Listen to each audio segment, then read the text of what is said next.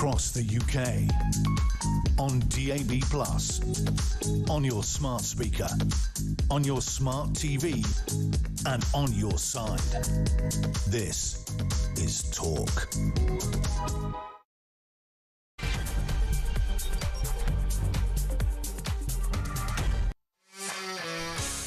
There you are. Good afternoon. Yes, it's me, Ian Collins. It is not here. Family emergency, so I've stepped into the breach. What a hero I am. See the flags? Patriotism, Union Jacks. More of that later. A jury acquits a loudmouth Labour councillor who called for the throats of migrant crisis protesters to be killed and cut. 4, their throats to be slit. Self-confessed far-left activist Ricky Jones insisted he wasn't referring to the angry mobs who took to the streets in the wake of the horrific Southport murders, but was directing his murderous instruction at people who he said had posted National Front stickers on car windscreens. So, if it's National Front supporters, according to our legal system apparently, it's okay to cut their throats. Lucky Ricky is found not guilty. Ladies and gentlemen, just what the hell is going on in the country we used to call Great Britain? 03444991000. What's so great about a country in which the town hall tyrants in its second city, Birmingham, tear down hundreds of Union Jacks and St George Cross flags put up by patriots, nonsensically declaring them to be dangerous and a risk to life? Meanwhile, while it wastes money ripping down the national flag, that same Birmingham City Council spends £500 a night celebrating Indian and Pakistani Independence Days, projecting a dazzling light show onto the local library. Birmingham, of course, being the mismanaged Labour-run shambles that, after almost plummeting into bankruptcy 3 years ago, is busy subjecting its long-suffering residents to £148 million worth of crippling cuts. But naturally, the bungling burghers of Brum cease their stringent economies when it comes to worshipping foreign countries. A snapshot of a nation that, in my view, is going badly wrong. A once proud nation that now seems to put itself second. How can we put this right before it's too late? 03444991000. Don't forget, by the way, folks, Birmingham, busy going round lampposts, pulling down the Union Jack, St George's flags, put up, hundreds of them, put up by people who just said they were trying to make a patriotic gesture, ripping down these flags on VJ Day, when we celebrate the heroes who laid down their country in the war, laid down their lives for their country in the war against Japan. On this day of all days, this is what Birmingham Council are doing. As I say, a snapshot of a nation that's going badly wrong, a once proud nation that puts itself second. How can we put this right before it's too late? 03444991000. And where is the epicentre of Britain's lost direction, its lost pride?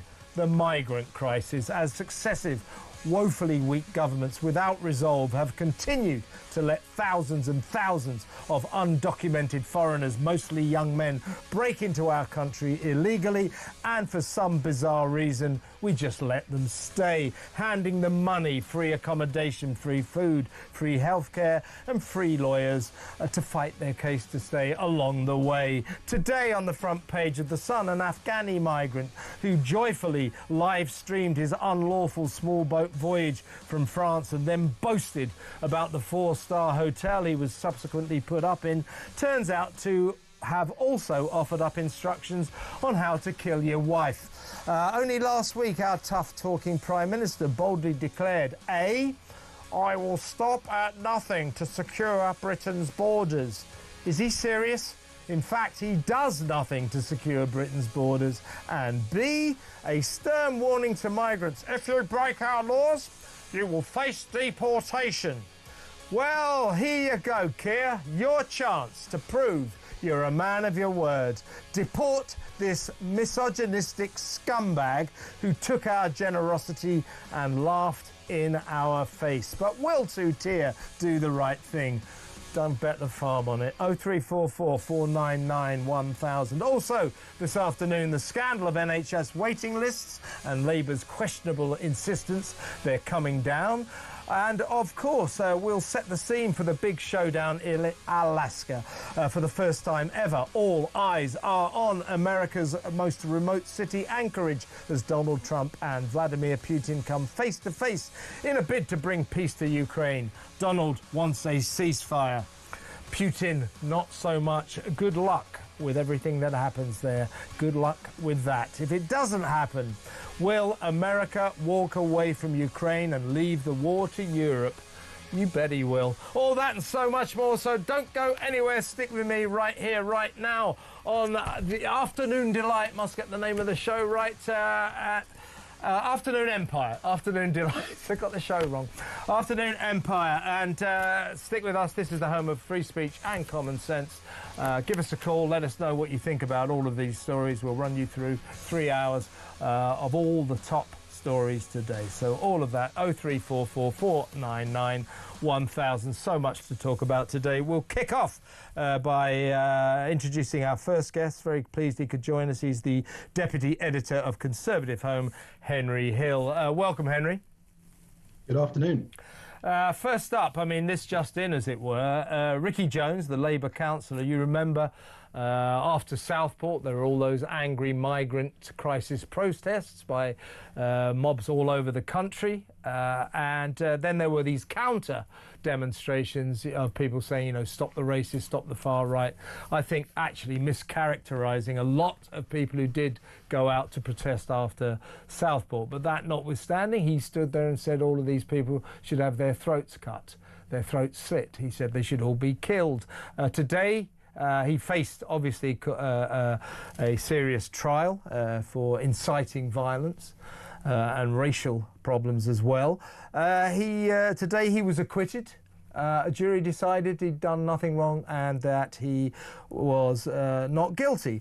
Now, his defence was, well, yes, I did say those words, but I wasn't referring to the migrant crisis protesters, the people who the Prime Minister had characterised as far-right thugs. He said, I was referring to people who'd been sticking National Front stickers onto car windscreens. That's who I was referring to. So a jury has decided that he's telling the truth there, but the jury has also decided it's okay to slit the throats of people who stick National Front stickers onto car windscreens. There's something a bit strange about this. This strikes me as two-tier justice. This guy's left-wing, he gets let off. As we well know, Lucy Connolly, for example, remains behind bars after serving 2 years and 7 months for writing nasty words on Twitter. A kind of disparity between those two sentences. Let's play this. We've got children and women using those trains, destroying the summer relatives. They are disgusting, nasty bastards, and we need to cut all their throats and get rid of them all. Well, there you have it. Yeah, he says he's referring to people sticking stickers onto car windscreens, National Front stickers. Sounds like a blast from the past to me. But, you know, the jury's essentially decided it's OK to slit their throats. There's something wrong about this decision, isn't there? Yeah, you'd have thought so. Obviously, making it clear that neither of us hold any candle for the National Front. I don't suppose any of your viewers do either. Oh, no, not at all. Yeah, exactly. But, you know, for the benefit. I didn't know they still existed, Henry. Did you? Oh, I mean, none of these groups ever go away entirely. Okay. There's millions of them, like with 5 members and a Facebook page somewhere. But yeah, absolutely right. You think about what Lucy Connolly was sent to prison for. Right? It was incitement. And this is as clear-cut a case of incitement, surely, as it is possible to get. Because she posted on Facebook, and the logic there is, you know, you don't know who sees it. Maybe somebody sees it and it stirs up tension. But he was in the middle of a crowd of angry people, right? Any one of whom could have gone, or a group of whom could have gone and acted on that on their way home, right? Traditionally, the way that a lot of this group violence works is exactly that. You have an inflammatory meeting with an inflammatory speaker. Some people get riled up and they go and cause trouble on the way home. And you're also entirely correct that, as far as I know, the law does not say that there are certain categories of people against whom it is okay to incite violence. We have a regime of hate crimes and aggravated offences where it can be a more serious offence to target certain people if it's thought that you did so on the basis of their ethnicity or their gender or whatever. But we don't have a system where, unless you're in one of those protected characteristics, you're fair game. So this is an extraordinary decision. Obviously, the government did try and prosecute him in fairness. The problem here is with the jury. And it is one of the problems with jury trials, which obviously have a lot of benefits, but is that 12 people can just decide what they want to decide. You often see people with fashionable causes. You think about some of the Just Stop Oil and other environmental protesters who commit obvious cases of criminal damage and then get let off the hook. I'm sure you've seen a few of those cases. That's a problem with the system. It's important to note that the CPS did bring charges in this case, but it is a really toxic situation because, I'm a law and order hard ass. Now, I don't really mind seeing people getting tough sentences after the riots. But as I wrote at the time, the public might have supported Starmer on that, but it will become really toxic if there becomes a perceived gap between that and the ordinary criminal justice system, right? If that happens, suddenly all of those tough sentences, which he was lauded for at the time, will start to look like singling out people for special treatment, and that people will not like. I mean, this looks so much like two-tier justice, different treatment from people who are perceived to be from the right, and someone here who is a self-confessed far-left member of the Labour Party, calls himself far-left. So people will look at this and just say, well, it's one rule for the left and one rule for the right. What worries me about this decision is again, we have to go with it. This is our jury system. It reminds me a little bit, Henry, of a few years back when, do you remember the Bristol Four or whatever they were called, the ones who put the slave drivers statue into the sea, into the harbour at Bristol? They went to court. And they were charged with criminal damage, vandalistic criminal damage, something like that, the Colston floor, which they clearly did. I mean, they pulled the statue off its plinth and dragged it across the towpath and threw it into the harbour. They stood in front of a court and charged with criminal damage, and they were found not guilty by a jury. The thinking of the jury clearly, we agree with their cause. We agree with their campaign against slavery. Therefore, we are going to counterintuitively find them not guilty of an offence they clearly committed. I kind of feel that this is what's happened today in this case. This guy clearly incited violence against a section of our community, and yet he's been found not guilty of doing just that. And then this curious element where he says, no, I wasn't saying you should cut the throats of the anti-migrant crisis protesters, the far-right thugs, as Keir Starmer rather unfairly characterised them. I was saying you should cut the throats of people who put National Front stickers on cars. So the jury goes, that's it, yeah, you're not guilty. I mean, it's the jury system, but if it's going to go like this in these kind of cases, we've got a problem, haven't we? We do. There is actually a name for this. It's called jury nullification. And that is where the jury effectively finds somebody not guilty despite the overwhelming preponderance of the evidence. Now, there is actually quite an interesting split over whether or not that's proper. Right? You've got people who defend our system, who say that actually this comes all the way down from Blackstone, who was a famous judge a few hundred years ago. Yeah, it's a safeguard, it's a part of the common law tradition. And you have other people, like me, for example, who point out that actually in the juries who nullify like this are in breach of their responsibilities, right? Because actually the jury's job is to make a finding on the facts. It's not to make a finding based on their own political position. And of course, the thing that no one ever really answers about this, of course, is, okay, maybe you can feel some sympathy for it if it's this person is guilty of something and they're finding them innocent. But by that logic, what if they really just want to send someone down, right?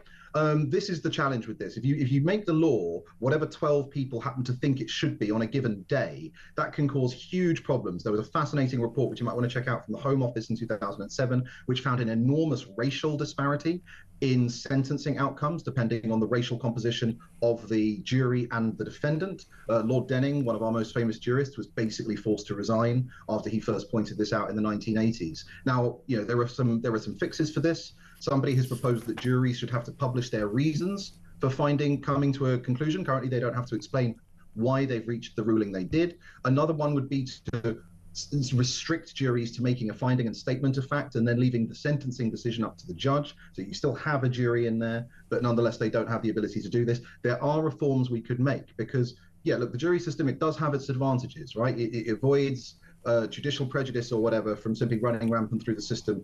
But it does depend on having a society that is prepared to apply the law even-handedly. It might be nice, in theory, to think, okay, well, if I'm accused, the government is not going to have to appoint effectively a kind of another member of the state, the judge. They're also going to have to persuade 12 ordinary people.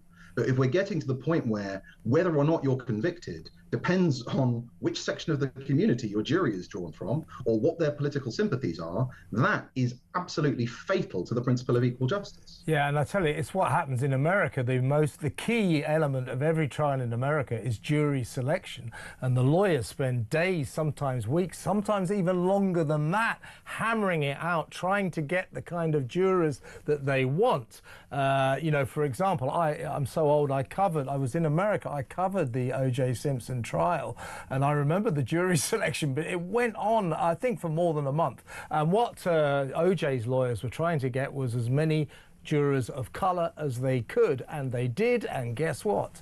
O.J. was acquitted. Obviously, we are beginning, I think, to inherit that kind of system, and that is worrying. But I think your idea there, Henry, that juries should explain, be required to explain their decisions, is probably the way forward, because it strikes me this decision is purely political, purely a jury that probably leans to the left. But anyway, listen, let's go to break, and when we come back, I want to talk to you about Birmingham and the flags that are flying there. That next, everyone, stay tuned.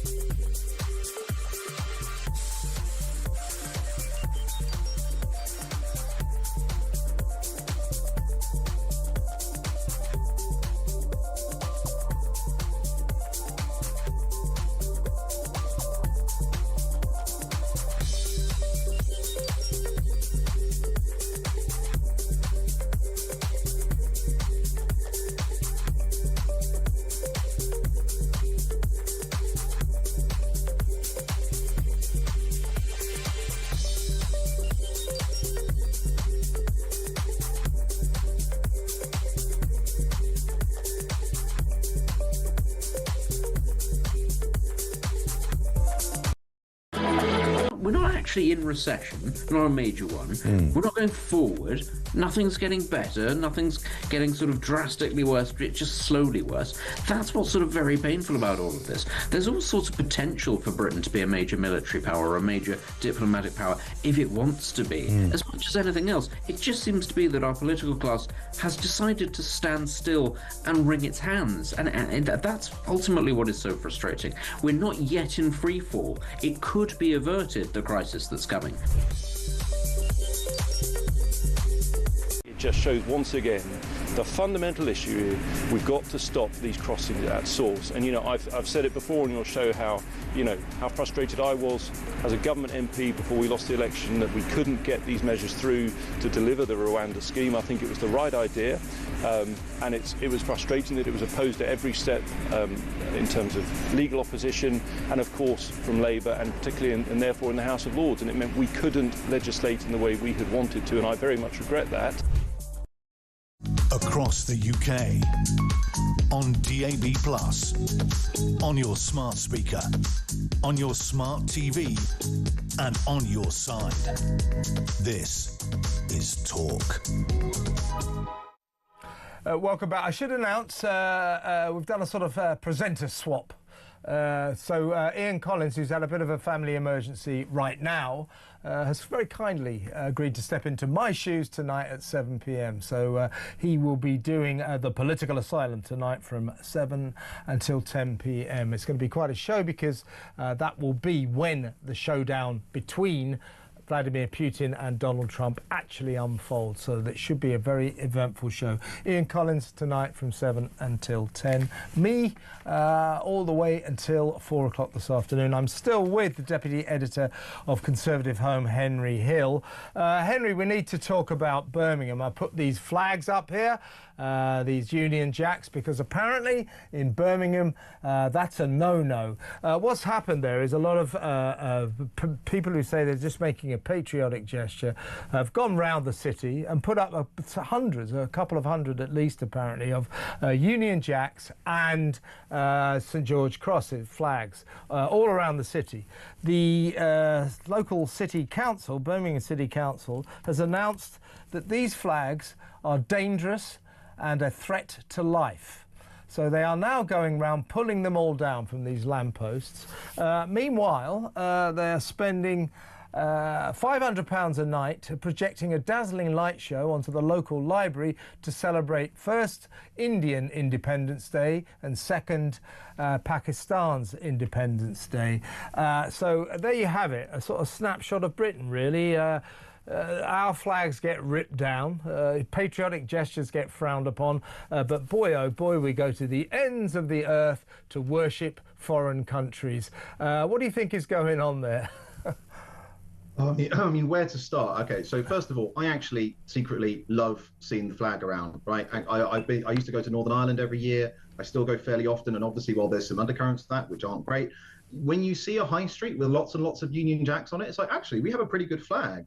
And other countries, can you imagine in other countries, France, where displaying the national flag is incredibly normal, if local government would go down and take the flags down? And also, on the safety argument, Northern Ireland has flags up everywhere, Irish flags in some bits, British flags in other bits. But is there any evidence of those flags harming people? Absolutely not. The only potential defence I would make of the council here, whenever you see something like this about safety, is you have to think, have they been told that they could be sued if something happened? Because we do have absolutely insane liability laws in this country, which means that if one of those flags did fall down, go on a windscreen, obviously maybe a 1 in a million chance of that happening, could the council be sued into the ground? So there's that to consider. But you know what I'd say the answer for this is? Birmingham Council is getting a really clear signal that people want to see more flags about. Why don't they put them up themselves, right? They can put them up safely. They could put up actual flag poles. They could put the flag on government buildings. Have you seen a French town hall or a French village hall? Yeah. They've got like 3 tricolores under every single window. The French people, you can't walk 5 feet without seeing the French flag somewhere, right? Yeah. If the government, if the Birmingham City Council doesn't want the public putting these up themselves, I think the least they can do is spend a fraction of that money that's in their budget putting them up officially. Because then you solve the problem. Yeah, and in terms of why they're pulling it down, you may have a point there, but they should have mentioned it, and pointedly they haven't. I will give you what some council twonk, the spokesperson for Birmingham City Council, said about this.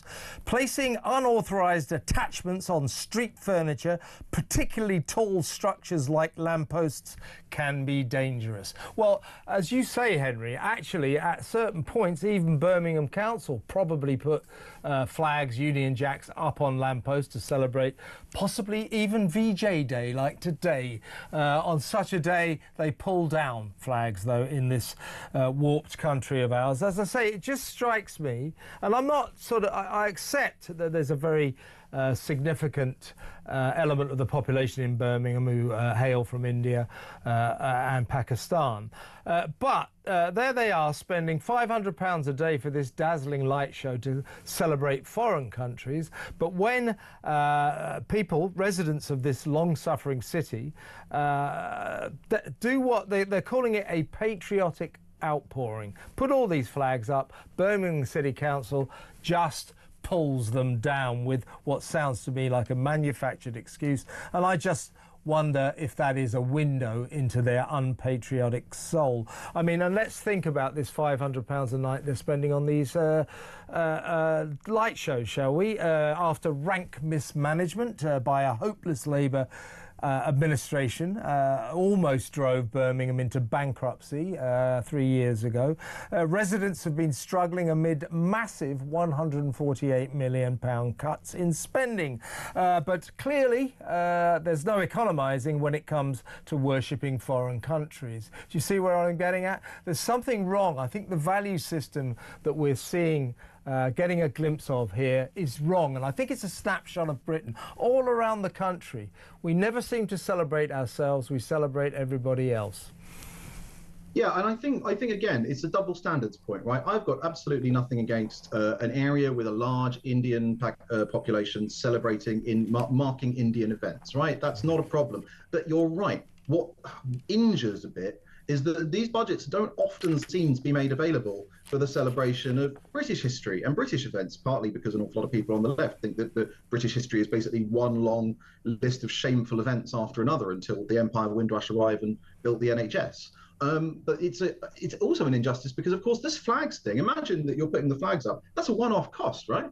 Modern flags, they last for ages. They're not even made of cloth anymore. They're made of kind of endurable sort of semi-plastic stuff. Yeah, exactly, right? You could put a couple of £1,000 into getting some flags, and some flagpoles might be a bit more expensive, and then that would last 10 years, right? Not £500 a day, 10 years, and they won't do that. And I think that actually we would probably, for the people, sort of people who are in favour of having higher immigration, we would have an easier time integrating and celebrating the various cultures that have come to the UK if we also celebrated British culture, not least because it would give them something to integrate into. I think one of the great ironies of the immigration debate in this country is that you've got people who like to say that we're an integration success story and contrast us with, say, France, where they have an integration problem.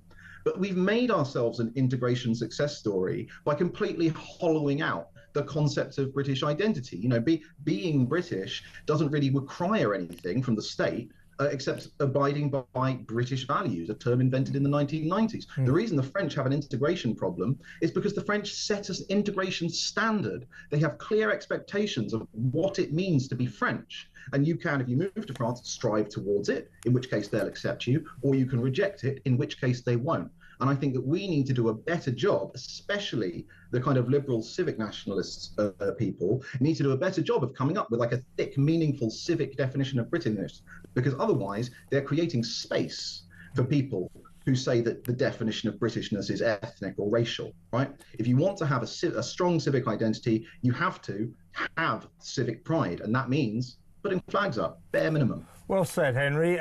Listen, just before you go, I've got to go to break in just a second, but something I want to ask you. Now, you probably are aware that if you're trying to get a ferry at the moment from Dover to Calais, it's very hard to get a ticket because all of these ferries are full of shadow cabinet ministers on their way to make some point about the migrant crisis. We have Chris Philp over there, we've got Robert Jenrick over there. I mean, to be fair to them, they're doing good work. They're highlighting the horror of what's going on over there. However, I'm just wondering, you know, both of these guys, former immigration ministers when the Tories were in power. I mean, do you think that the people are, in the end, going to forgive the Tories? Of course, Labour, no mean feat, have made the migrant crisis worse in the terrible years since they took the helm of this country. But the migrant crisis is down to 14 years of Tory government. And I just think that all this kind of action man stuff on the part of Philp and Jenrick is covering up a multitude of sins for which they will be lucky if the people forgive them. I mean, you're entirely right about that. Of course, the Conservative Party has an enormous uphill job to do to persuade people that it is going to take the migrant crisis seriously. I would point out that Robert Jenrick did resign from the Home Office. I know that. I know. Fair point. But I would say that my attitude towards something like this, obviously, look, I'm a political journalist. It's really easy to be cynical about Westminster when you cover Westminster all the time. I do have to watch myself a little bit. There's a saying, heaven rejoices when a sinner repents. Right? Okay. If somebody is taking it seriously now, I'm not going to make life difficult for them. I want as many politicians to take the migrant crisis seriously. So that means if one of them, even if they've been rubbish on it in the past, suddenly comes over and goes, oh my God, Henry, the migrant crisis is really serious. I'm just going to be like, yes, it is. Yeah. Good work. Yeah, I accept that. I'm particularly generic. I mean, I think it gets a hard time. People say, oh, well, you didn't used to be like this. Well, politicians are allowed to change their minds and change course. I don't doubt either of their sincerity when they tackle this migrant crisis, when they go over with all this Action Man stuff. It's just that I think a lot of the public, every time they see it, they just go, hang on. This is your fault. You're right. That is something the Conservatives are going to have to really grapple with, because you're entirely right. They do have to take responsibility, especially for the Boris wave, right? Which was an explicit breach. They won an election. Boris Johnson won an election, won hundreds of thousands, millions of new Tory voters who previously voted Labour on the basis of getting Brexit done. Why were we getting Brexit done? In large part because of immigration. What's the first thing he did with the new powers? He massively increased immigration. That was a gross betrayal. And the Conservative Party is going to have to work very hard to make it right. Absolutely, Henry. Really good to talk to you. Thank you so much for your time. That's Henry Hill, Deputy Editor of Conservative Home. Later on, we will be coming back to the migrant crisis. We need to talk about this Afghani migrant on the front page of The Sun today, who, having live streamed his illegal crossing from France on a small boat, then boasted about the 4-star hotel we put him in, saying, come on, I'm having the best time. Everybody, come on. This place is great. He's laughing at us, and now we find out he's also posted how to murder your wife, which is against the law in this country. So is his arrival. So Keir Starmer, he said, if you break our laws, this is his warning to migrants, if you break our laws, you will face deportation. If that's the case, Keir, you got to deport this guy. This is your chance. This is the Labour government's chance to show they mean business. This guy must go. Let me know what you think, folks. 03444991000. But we're looking for action. When you take a break from cuddling Zelensky, Starmer, why don't you deport this misogynistic scumbag? There's a thought. 03444991000. Stick around. Back in a mo.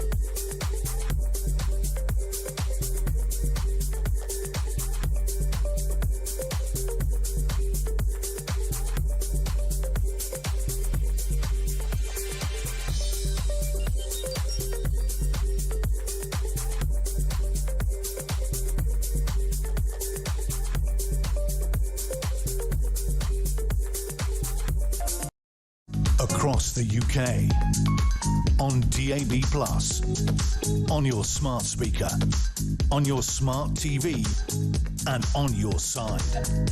This is Talk. Welcome back. It's VJ Day, when we honour the heroes, the British heroes who risked their lives, and many who sacrificed their lives for their country in the war against Japan. Victory over Japan. Let's talk to former Defence and Foreign Minister and former Chair of the Defence Select Committee, Tobias Ellwood. Welcome, Tobias. Good afternoon to you. Well, first of all, tell us why this should be a special day, why we should be honouring our veterans and the sacrifices they made. Well, even more so when our world is becoming more unstable, more dangerous, we should reflect back on the sacrifice that was given to challenge the adversaries, the tyrannies of the day, back in the Second World War. We tend to focus on Europe and the victory over Europe, but this other aspect, other dimension of World War II must be remembered as well. There was huge sacrifice made in Asia by British forces, and including American too. And it's important that that's not overshadowed. But as I think King Charles said himself, it is a reflection just of the importance of what our armed forces do, the sacrifice they make to watch our backs, allow us to sleep at night, and defend what's important to us. And perhaps a reminder of the fact that perhaps we've allowed that guard to drop, and we need to prepare for difficult times ahead. So these are sobering times indeed, as we reflect on that sacrifice in Japan after the Second World War. I'm glad you brought that up, because, of course, this is important, that there are still heroes who are alive to this day who put their lives on the line back then in the Second World War. And I'm just wondering, of all our veterans who fought in that great war, I'm just wondering whether or not what they fought for, this great country, the freedom of this country, everything we always thought about this country, the traditions, its culture. I'm just wondering whether we're losing a grip of what we ought to be, our sense of identity. We've just been covering the story in Birmingham, where patriots, they called it a patriotic gesture. They hung Union Jacks and St George's flags, 200 of them, all over the city. Birmingham City Council right now is busy pulling them down, ludicrously saying they're dangerous and a risk to life. Meanwhile, they're spending £500 a day projecting a light show onto the local library celebrating Indian Independence Day and Pakistani Independence Day. I've got nothing against those two occasions, or India or Pakistan, but a council pulling down Union Jacks on VJ Day, I think may be a snapshot of what's going wrong in this country right now. I was born in America. I'm half American, and I know just how much effort is made all the time to focus on what is important for America. Now, clearly, Donald Trump perhaps is challenging that, but what is American is very much embedded in everybody. From the first day you go to school with the American flag there, you pledge allegiance to the flag, you say it out loud. And perhaps we've taken for granted, maybe our history, because we ran the empire and so on, we've not focused enough on what Britain is actually about, what we actually stand for, what we believe in. And there is much to be proud about. Our reputation abroad is one of a country with firm principles, high standards, a country that steps up when other nations might hesitate to defend our world order, as we've just been discussing. We have a stable democracy, one of the oldest and most trusted systems of law and governance in the world. We're the 6th largest economy. We've got much to be proud of. Our hard power, as we've just been discussing, our armed forces has shrunk in size, still the most professional, best trained in the world. Our soft power, our ability to influence in the diplomatic corridors, is still up there as well. And globally, we're a cultural powerhouse, of course. Music, literature, film, that British spirit, practical, we're determined, that sense of humor that we have, but it's so easily overshadowed by, I would say, growing populism about, focusing on telling everyone the negative, what's wrong, without, I just say, offering any solutions. And also by what you're touching on as well, is individuals pursuing a particular direction of travel which perhaps doesn't sit naturally with where Britain as a whole would want to be. And that means us reaffirming those values, being able to stand up and confirm as a nation, embedding it in the next generation about what's important to us. And that's what leadership is all about. It's not just about anger and shouting about outrage. It's about looking at solutions based on our heritage, on our history, and what we believe in. And I'm afraid you've just been having a discussion about politics. We're not seeing it in our politicians. We face some tough times now, and we're looking for answers, and we're not finding them because we perhaps have lost sight in who we are, what we stand for. And we need leadership today. That's the original British spirit that I'd hope we'd start to rekindle. Tobias, really good to talk to you. Excellent words. Thank you so much. Tobias Ellwood, their former Defence and Foreign Minister. Let's go straight on now to our next guest, the former advisor to Nigel Farage, Gawain Tyler. Hi, Gawain. How are you doing? You good?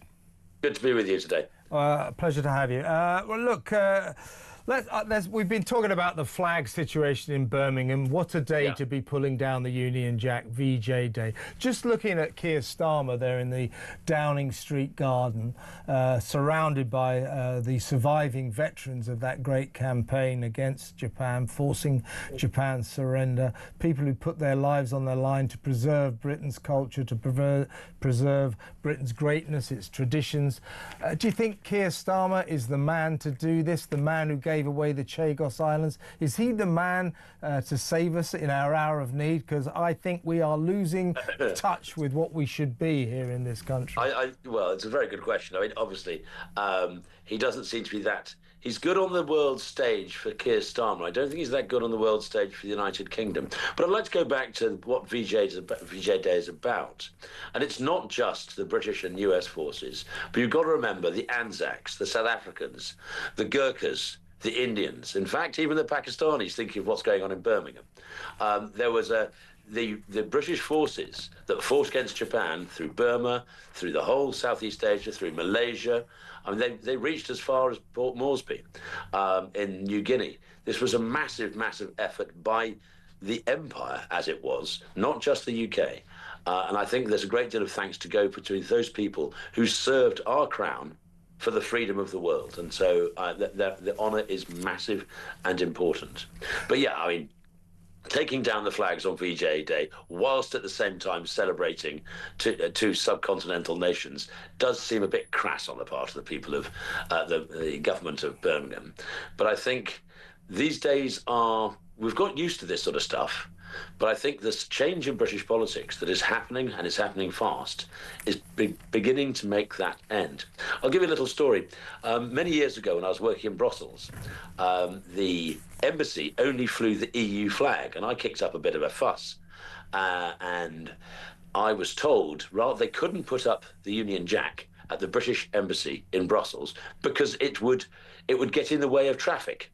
Yeah, well, it's a similar excuse in Birmingham. They're saying it's dangerous and a risk to life. Better still, the flagpole's on the third story. Yeah. How on earth that couldn't get it? In the end, they relented. They put up a Union Jack. Then, 3 weeks later, it came down and they put two flagpoles up, one with the Union Jack and one with the EU flag. But that sort of attitude amongst the governing classes is beginning to break down, because you are seeing, coming up from the grassroots, an absolute statement. We love our country, and we are fed up of those people who don't seem to being in control. And those people in Birmingham have been putting up the flags. I've been seeing, as I drive around the country, more and more on on motorway bridges. I'm seeing more and more crosses of St George, Union Jacks being put up. I think there is a groundswell of opinion against the governors who have denigrated and downgraded our nation and our culture and our history.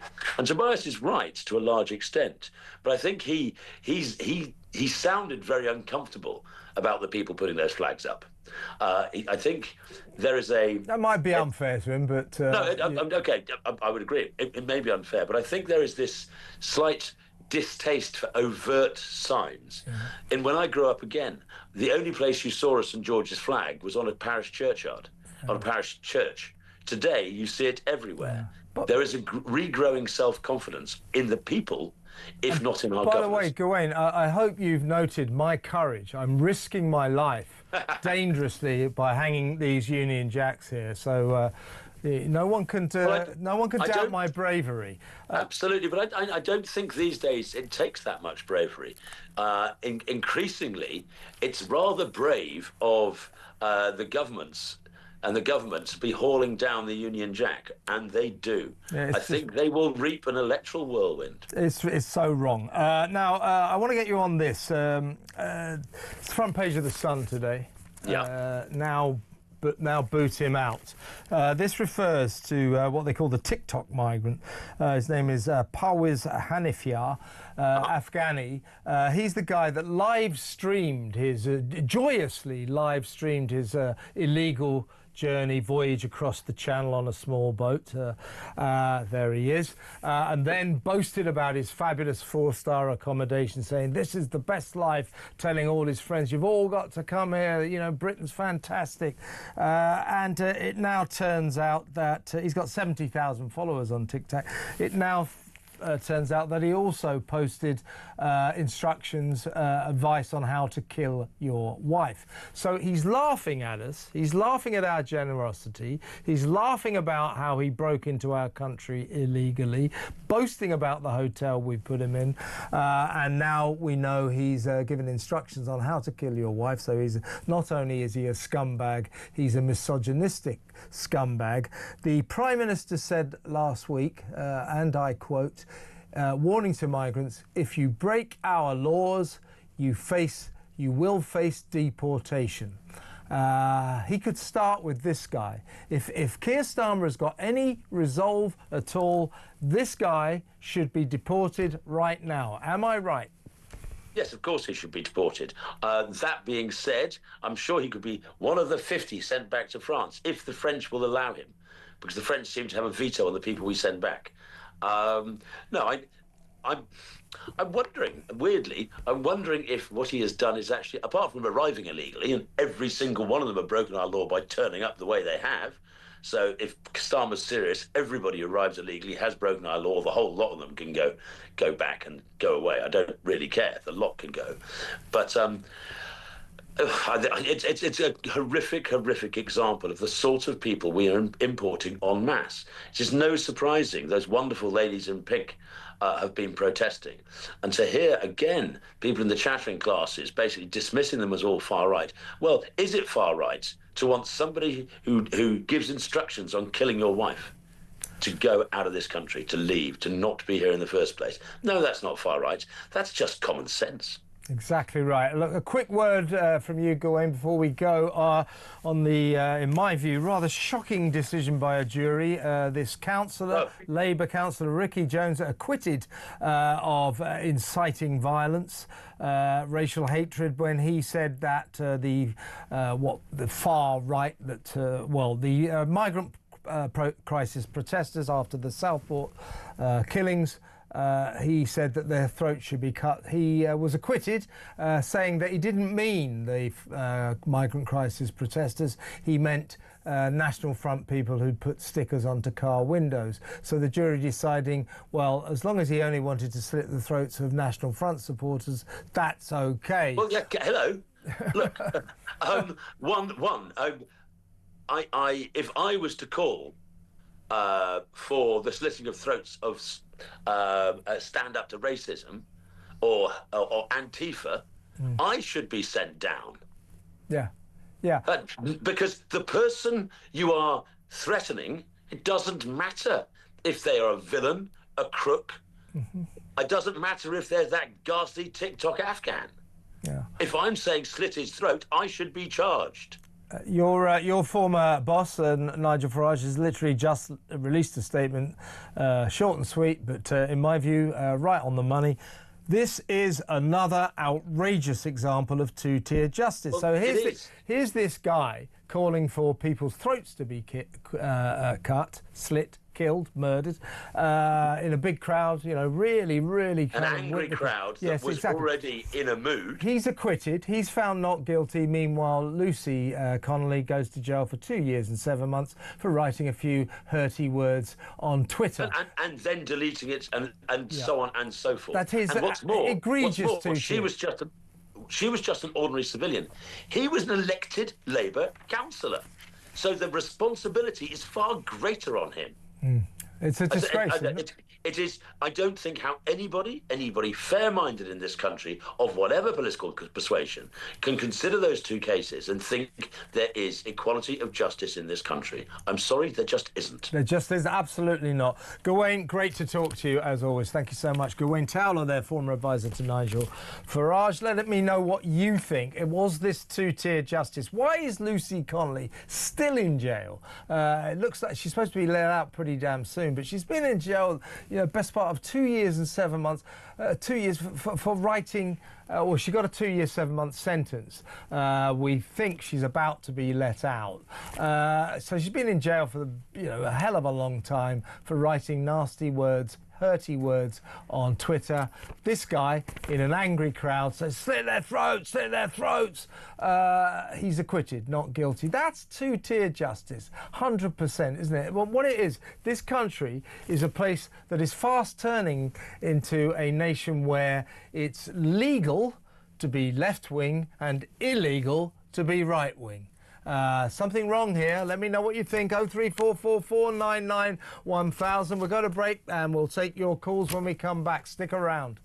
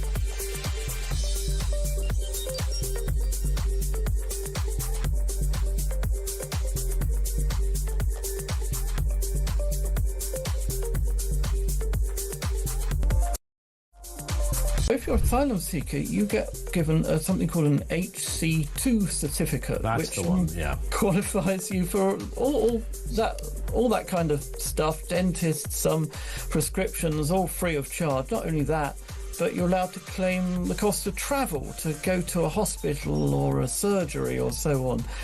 Now, these certificates, HC2 certificates, are given out to some UK citizens, but 2/3 of them at present are being given to asylum seekers. We're not actually in recession, not a major one. We're not going forward. Nothing's getting better. Nothing's getting sort of drastically worse. It's just slowly worse. That's what's sort of very painful about all of this. There's all sorts of potential for Britain to be a major military power or a major diplomatic power if it wants to be. As much as anything else, it just seems to be that our political class has decided to stand still and wring its hands. And that's ultimately what is so frustrating. We're not yet in free fall. It could be averted. Across the UK, on DAB+, on your smart speaker, on your smart TV, and on your side. This is Talk. Go to the phones in just a second. I've got a few, lots of texts and messages here. Luckily, whoever sent this one didn't put their names on it. Name on it. It says Ricky Jones' verdict. I feel the jury has got the verdict correct, and the jury trial was correct. Yeah, good idea not to put your name on that one because you're wrong. Okay. Here's one from Graham in Huddersfield. Much chirpy Graham. It says a much better text. This one. Come on, Keir, put your money where your mouth is and get this guy deported. This is your opportunity to come good. Yeah, it is, but as I say, don't bet the farm on Keir Starmer getting tough at long last. Howard says, I hope Reform are watching Birmingham Council very closely. I'd like to see mass sackings. So would I. Let's go to the phones. Let's talk to Chris in Birmingham. Hi, Chris. Hi, Kevin. Thanks for taking my call. No, pleasure. You want to talk about the flags, yeah? Yeah, just to say how brilliant Talk is. I'm a bit nervous on the phone, so bear with me. That's all right. Are you from Birmingham, Chris? Yeah, I live not far from the city centre. Okay, cool. That's great. I'm 72 and things have changed so much. I'm really worried and feared for all youngsters and that, but I'm actually a bit ashamed to even live here now because there's flags of every other, other flags all over the place. Are there? Well, so other countries' flags are all flying everywhere. Yeah, there's lots of different flags. Really? I've got to be careful what I Well, say. yeah. So the only flags that are illegal, are outlawed, are ours. Yeah, the St George's flag and the Union Jack. They're outlawed, but other countries' flags, that's absolutely cool with Birmingham City Council, right? The flags, gets worse. It gets worse, Chris. The flags in my area, there's just loads and loads of flags. If anybody does try and show to be patriotic, people used to have got parties and St George's Day fetes up in the area where I live. And now that's all being stopped, and people have actually had St George's flag on show, and they've received abuse. I'm one person, live and let live, but it's just not fair. Well, what it is, Chris, is this. It's British people taking second place all around the country. This is what happens. The authorities, the police, politicians, councils, this government prioritise foreign countries over this country, and it's absolutely wrong, I think. I just felt I needed to say it's really bad round where I live now. I don't even carry a bag out with me or anything. I've actually had somebody ask me, a 72-year-old woman, to get in the car with them, and that when I've been walking home, and I just feel quite threatened, and I'm glad I'm the age I am, Kevin. I know that. Yeah, I know what you mean. A lot of people feel this way. Thank God we haven't got that long left, because we are on the downhill slide. Chris, listen, I've got to move on, but look after yourself. Thank you for this call, and keep in touch. Phone us again. That was excellent. Chris in Birmingham there. Very quickly, we haven't got long. Let's talk to David in London. Hi, David. Hi, Kevin. Just quickly about the flags. Yeah. They're not happy with our flags, but they're quite happy to put the flags of the LGBT up. Oh, they're everywhere, aren't they? Yeah. But also, Kevin, they paint them. They paint them on the pavement and the crossings. It's weird, isn't it, that all around the country we seem to have, or sections of our community seem to have, an aversion to our own flags. Now, these people who put the flags up, they said that in Birmingham, said this was a patriotic gesture, a patriotic outpouring, they called it, and apparently that's unacceptable to Birmingham Council. It's all wrong, David, all wrong. Always good to talk to you, mate. I've got to move on, though, because we've got to go to the news. Thank you for an excellent call, though. David in London pointing out that you don't see Union Jacks for many times, but you see lots and lots of LGBTQ flags. Chris there saying lots of foreign countries' flags everywhere in Birmingham, but not the Union Jack, not the St George's Cross.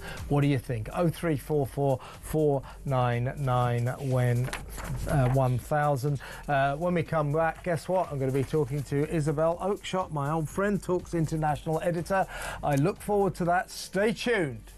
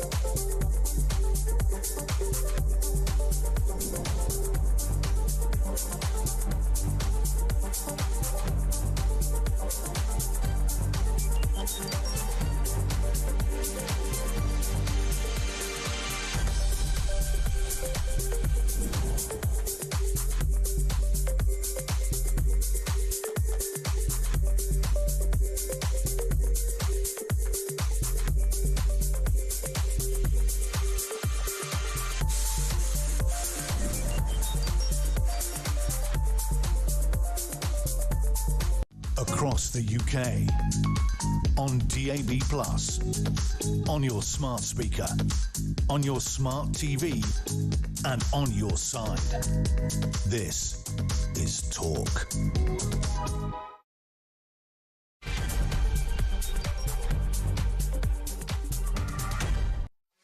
Welcome back. The eagle-eyed among you will have noticed I'm not Ian Collins. Ian Collins is off due to a family situation, but extraordinarily, there's going to be a presenter swap, host swap. He'll be hosting my show tonight, The Political Asylum, from 7 until 10 p.m. It's going to be an eventful show because as that show unfolds, so will the Alaskan showdown between Donald Trump and Vladimir Putin, those peace talks, alleged peace talks, up there in Anchorage, the world's most remote city. It's got a population of 290,000, 300 moose, it's true, something like 200 black bears and only 60 brown bears. Seriously. Very remote city. It's the first time all eyes have been on Anchorage, but that will happen while my show unfolds tonight, and Ian Collins, well, it will be left in the very capable hands of Ian Collins, so tune in to that. In the meantime, yes, stuck with me.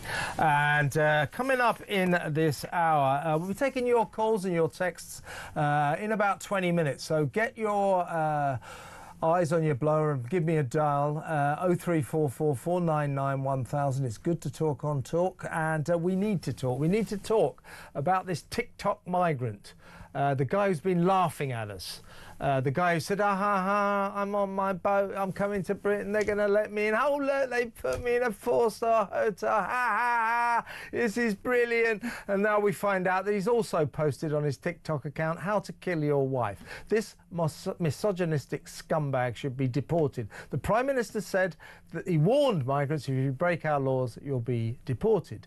Well, they all break our laws when they arrive on these small boats because it's illegal to do that. So he could throw them all out if he wanted, but he's not going to do that, is he? Because he's two-tier care. But how about, for once in your life, in your spineless life, Mr. Starmer, show a bit of backbone and deport this guy. Also, the flags in Birmingham on VJ Day of all days, when we celebrate our heroes who laid down their lives and risked their lives for their country in the war against Japan.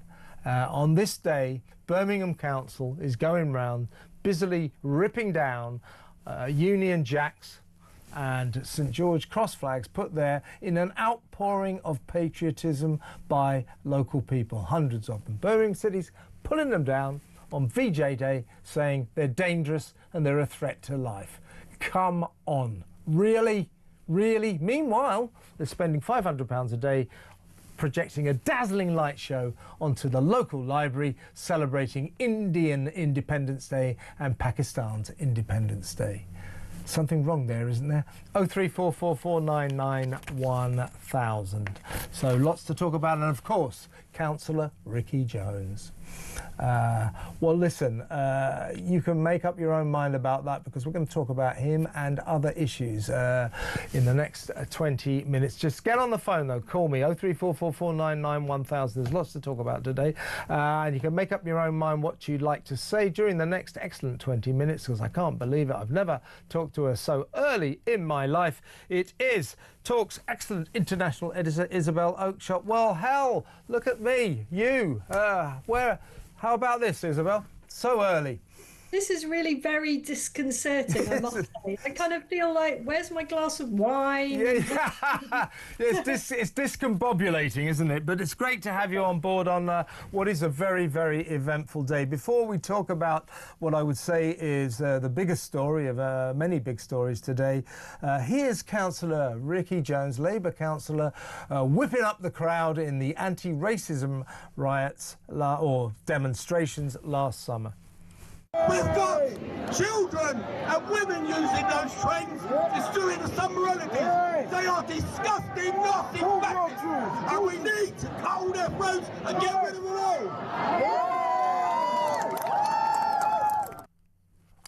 Look at that, very proud of himself there, isn't he? Now, what he did there was, in terms of the migrant crisis protesters who took to the streets after the Southport horror all over the country. This was a counter-demonstration by anti-racism protesters that also happened all over the country. Labour councillor there, Ricky Jones, went there and said that all these right-wing protesters that he said, you know, what Keir Starmer called far-right thugs, many of them were just ordinary people worried about the migrant crisis and appalled by what happened in Southport, but that's by the by. Ricky Jones said that their throats should be cut. And he faced trial, quite rightly, for inciting violence. If that's not inciting violence, I don't know what the hell is. Today, he was acquitted, found not guilty. In his defence, he said, well, I wasn't actually referring to the migrant crisis protesters. I was referring to National Front members who put National Front stickers on car windows. So the jury decided that it's OK to slit the throats of National Front members. That was their verdict. I think their verdict makes a mockery of British justice. This is a disgrace, as Nigel Farage said. Here you have it, two-tier justice in all its horror. This is so egregious, it's hardly believable, isn't it? I think this is so damaging to the government that keeps on trying to pretend to be confused at the suggestion that there is such a thing as two-tier justice in our country, and yet we keep getting more and more examples of it, and this is such a glaring one. And did you notice in the footage that we played just now of that deplorable individual making those comments, that there were a load of people around him clapping and cheering at those comments? It wasn't like everyone went quiet and looked shocked. You know, this was just sort of like, yeah, let's bring it on, folks. Let's talk about slitting throats. I know that we're going to talk about, or I think we are, another story in which there's language and advice about slitting throats. I mean, it just strikes me that there are certain attitudes and behaviours here that we seem to be accepting as part of our society. And in particular, the result of this court case seems to endorse that it's okay to go around talking about slitting people's throats. I mean, it's... As long as they're right-wing. As long as they're right-wing, it's OK to slit their throats. That's the essence of this decision by this jury. As I was saying earlier, it kind of reminds me, on a lesser scale, I suppose, of the Colston Four in Bristol, who quite clearly pulled that statue down of the slave driver Edward Colston, and you know, pulled it down, public property, pulled it across the towpath and chucked it into the sea, into the harbour.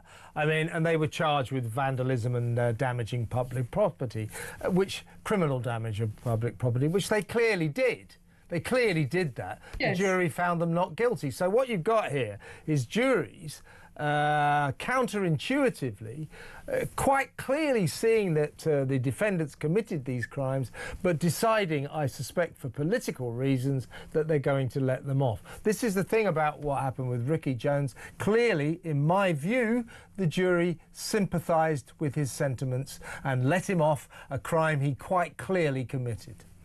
It would also be interesting to hear how the judge summed up the case and directed the jury, because this is also what happens quite a bit. You've got woke, biased judges.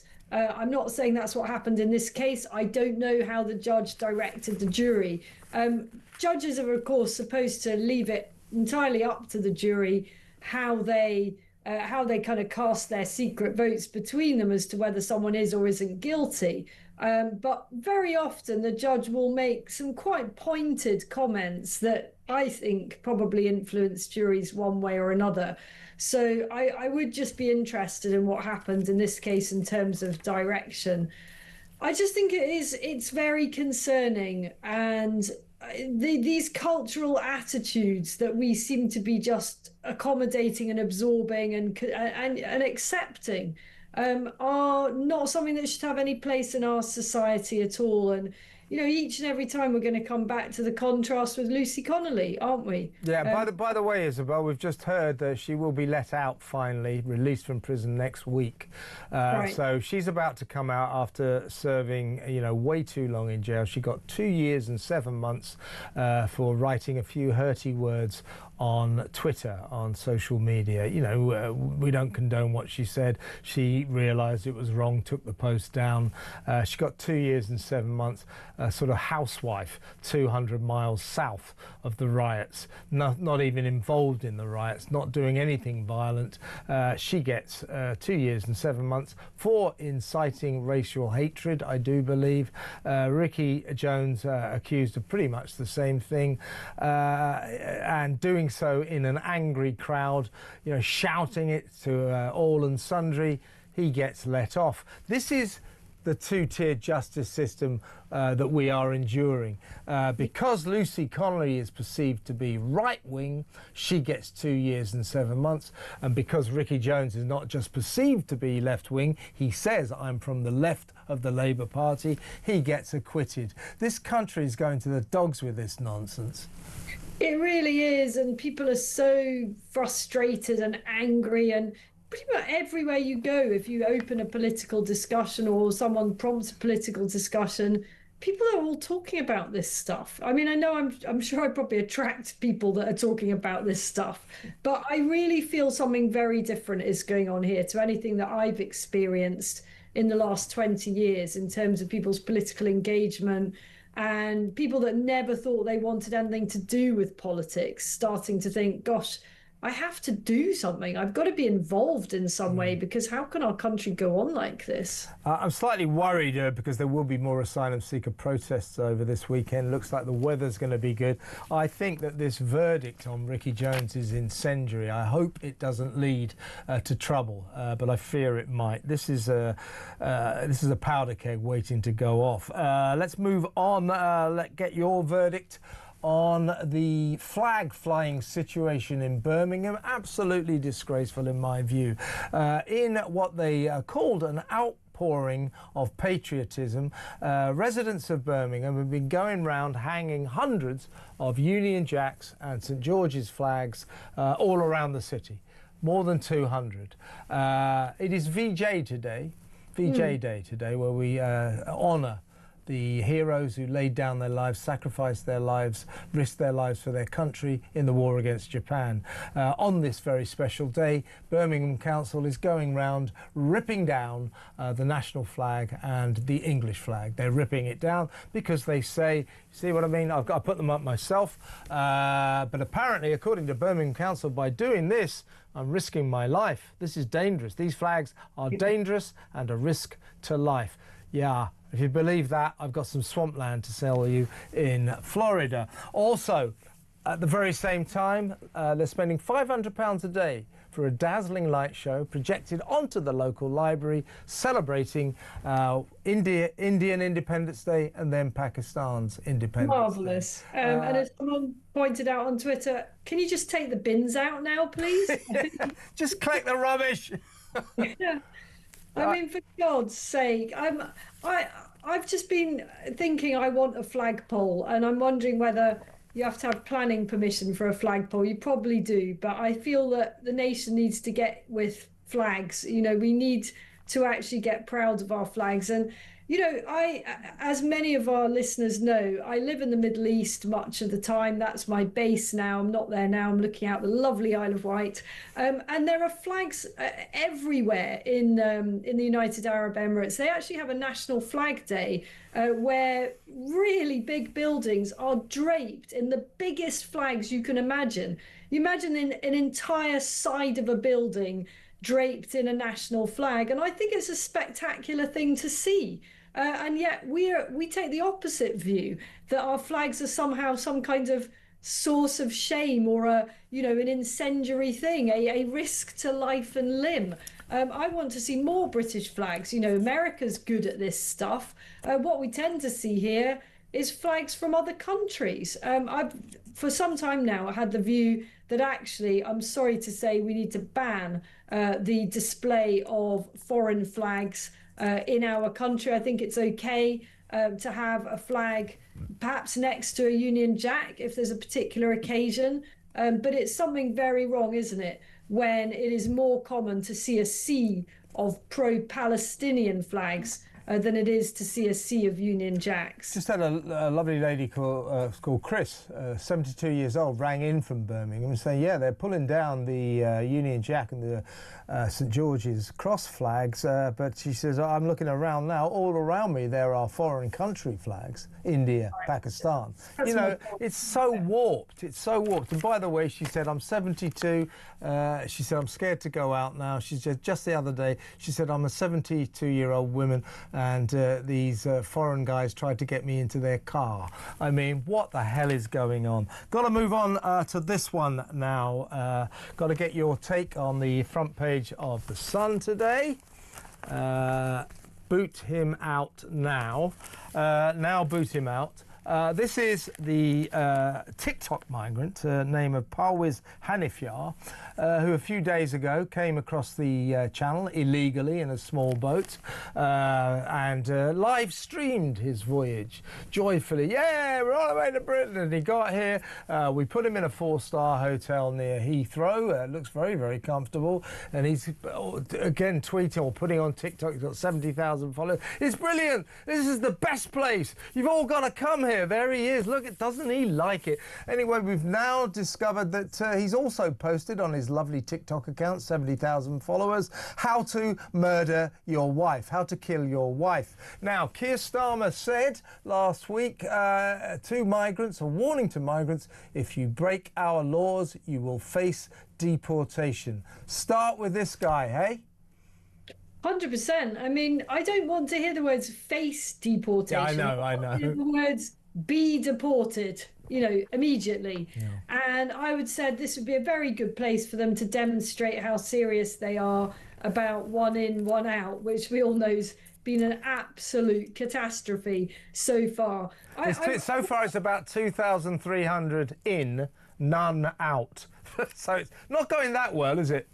I mean, I'm laughing, but it's just absolutely shocking and unbelievable. But with this guy, I watched the video that he made and the translation of what he was saying, and it's genuinely shocking. I mean, this isn't some kind of sick joke. This guy is genuinely encouraging his followers to murder their wives if they discover their wives have cheated on them. And he goes into quite some detail how it's done. And I think the thing that worried me about it most, actually, is that he was saying, you know, what you have to do is you have to go out and have a bottle of wine or a bottle of beer or something. I can't remember exactly what alcohol he recommended. But he was saying he himself has never had any alcohol, but that's what he would do to kind of get his Dutch courage. And actually, it does make you wonder about people who've come from cultures in which drinking is not normal at all and is in fact sort of banned on religious grounds. When they get to the UK and they see our drinking culture, do they then, you know, assimilate to that extent that they start drinking too? And does that also exacerbate the crime surges that we're seeing, very much anecdotally at least, in the areas around migrant hotels? It's not a big leap, is it? You know, here we have a guy saying, you know, hey, fellow Muslims, basically, get drunk and then go and kill your wife, you know, if she's cheated on you. Well, this whole get drunk thing could be quite significant for people who have never had as part of their culture drinking at all. Exactly right. Finally, Isabel, can I get your thoughts on Nigel Farage? I think has made a pretty reasonable point. He said that all the other parties get to, the political parties in Westminster, get to nominate their candidates for peerages, for position in the House of Lords.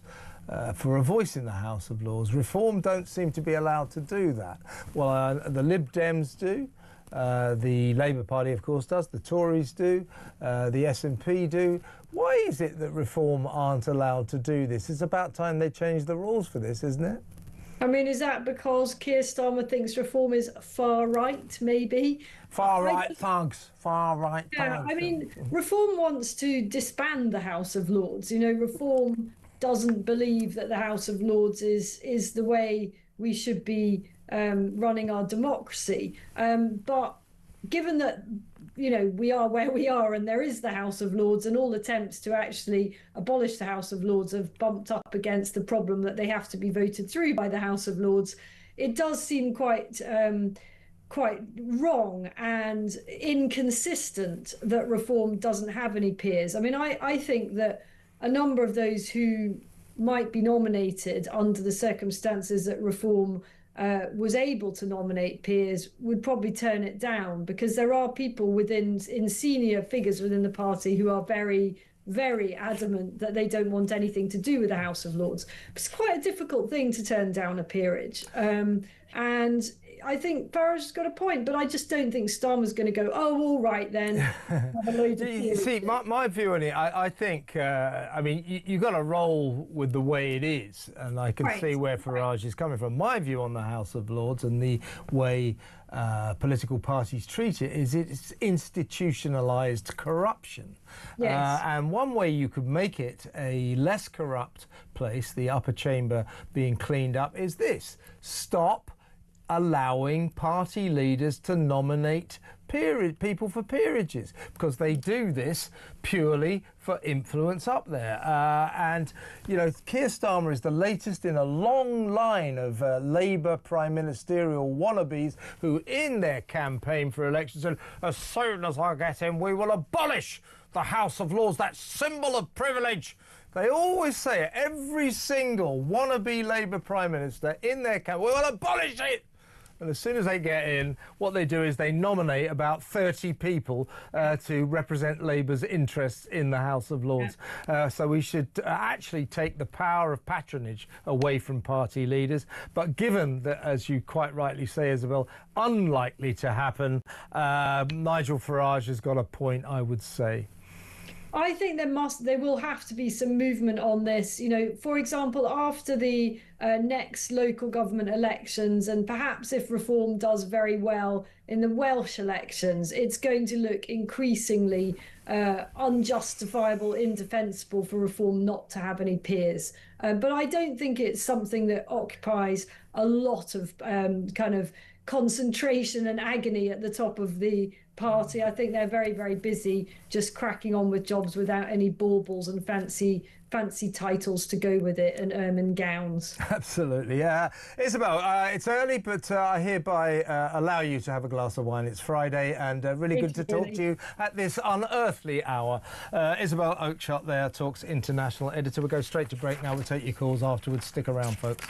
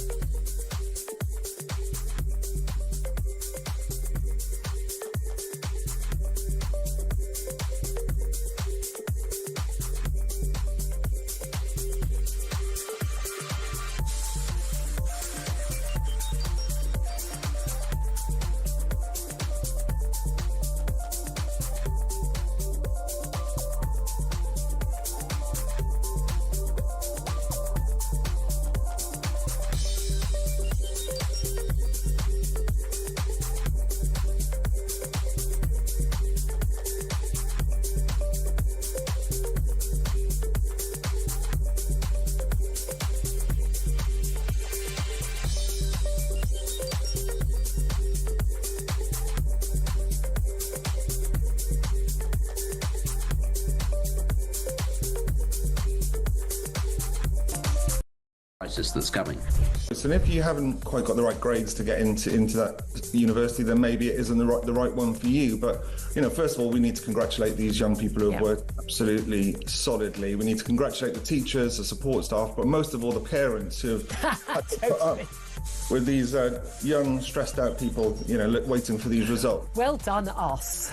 Absolutely, well done, us. And I don't think it was that long ago, Julia, that we would have been receiving our results. So, you know, we can kind of think back to that kind of moment of joy. Quite a way back for me.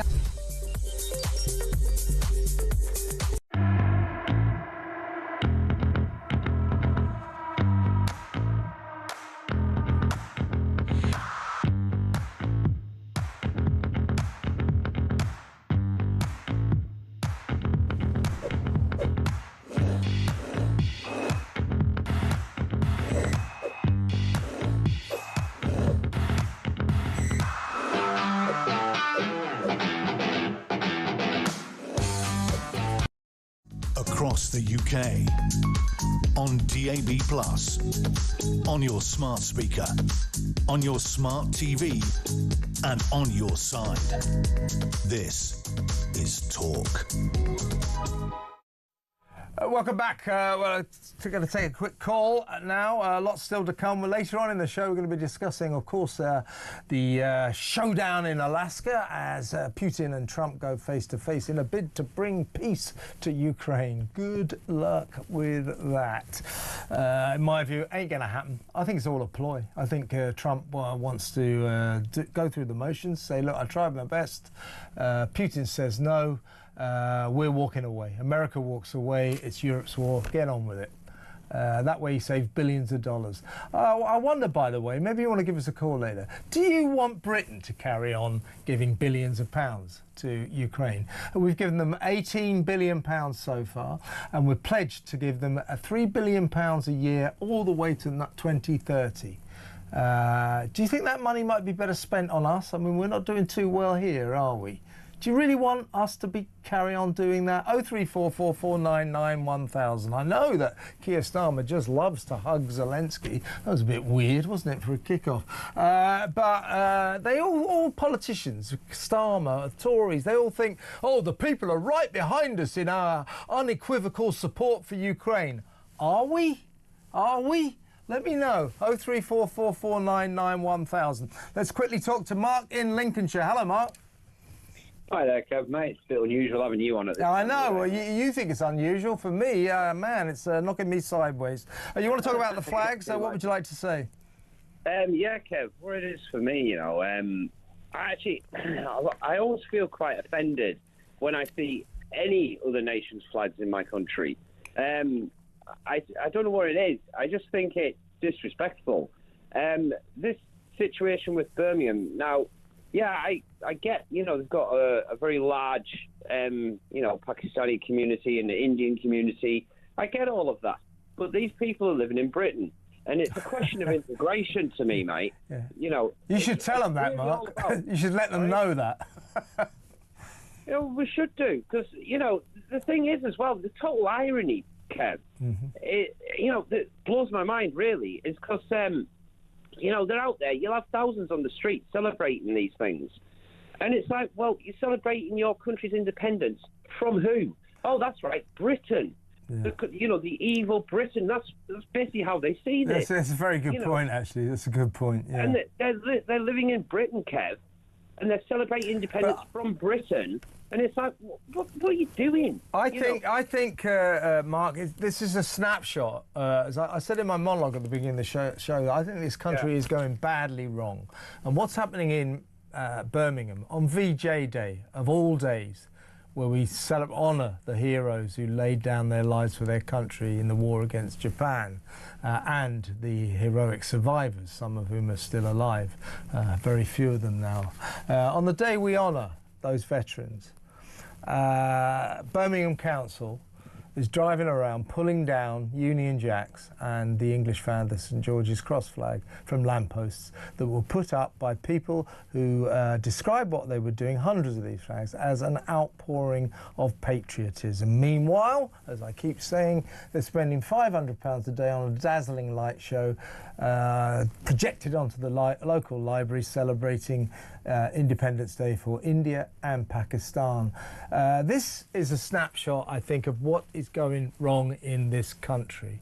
I have no objection to people celebrating those days, but what this indicates, what this looks like to me, and I'm right, is we are prioritising other countries over our country. For some reason, we seem ashamed to be proud of our country, but we love other countries being proud of their countries. It's really weird, and it's rancid, and it's where we're going wrong, I think. Yeah, 100%, Kev.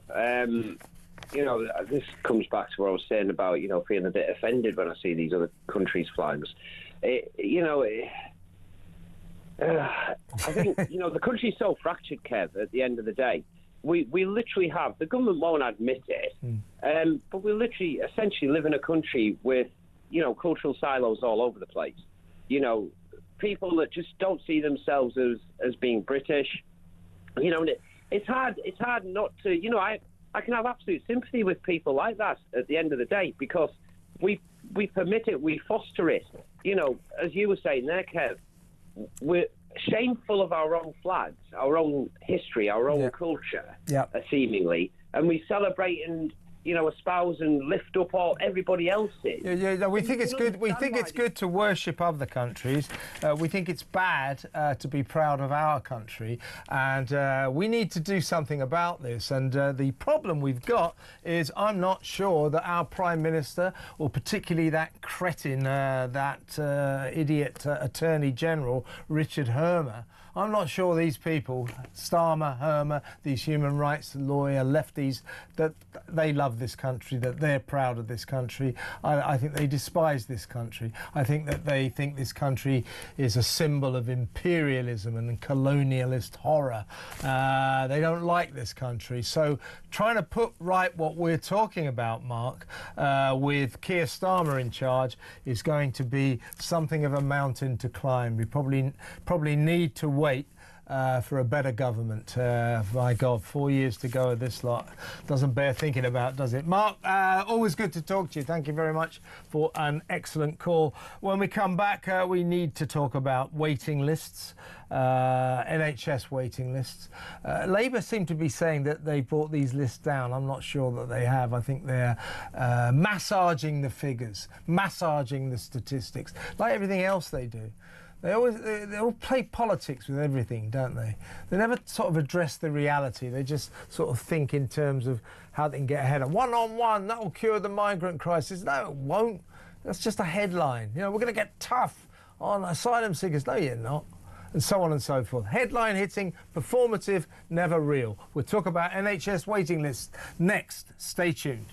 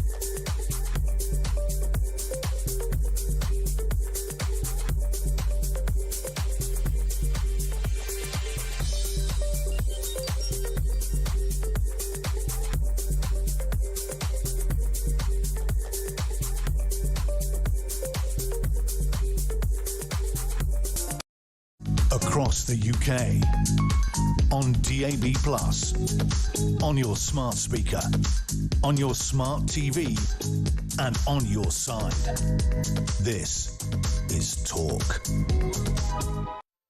Welcome back. We need to talk NHS, the waiting list. The Labour is saying we're getting to grips with the Labour waiting list, with the NHS waiting lists.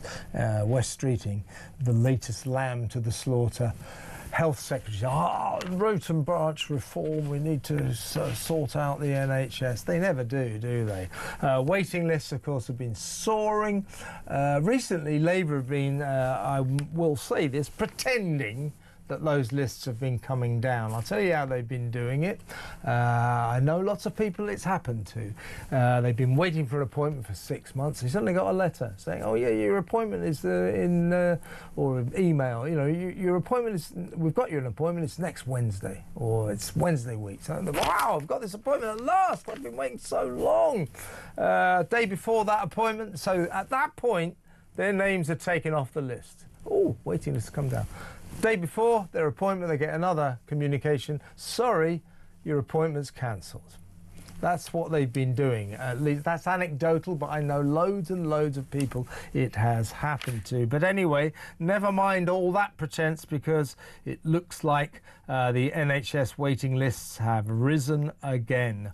The backlog rose by 10,000 to 7.37 million as of the end of June. 7.37 million people are waiting for appointments with the NHS. I mean, you know, they say the NHS is broken. That doesn't even begin to cover it, does it? Let's talk to former NHS chairman Roy Lilly. Hello, Roy.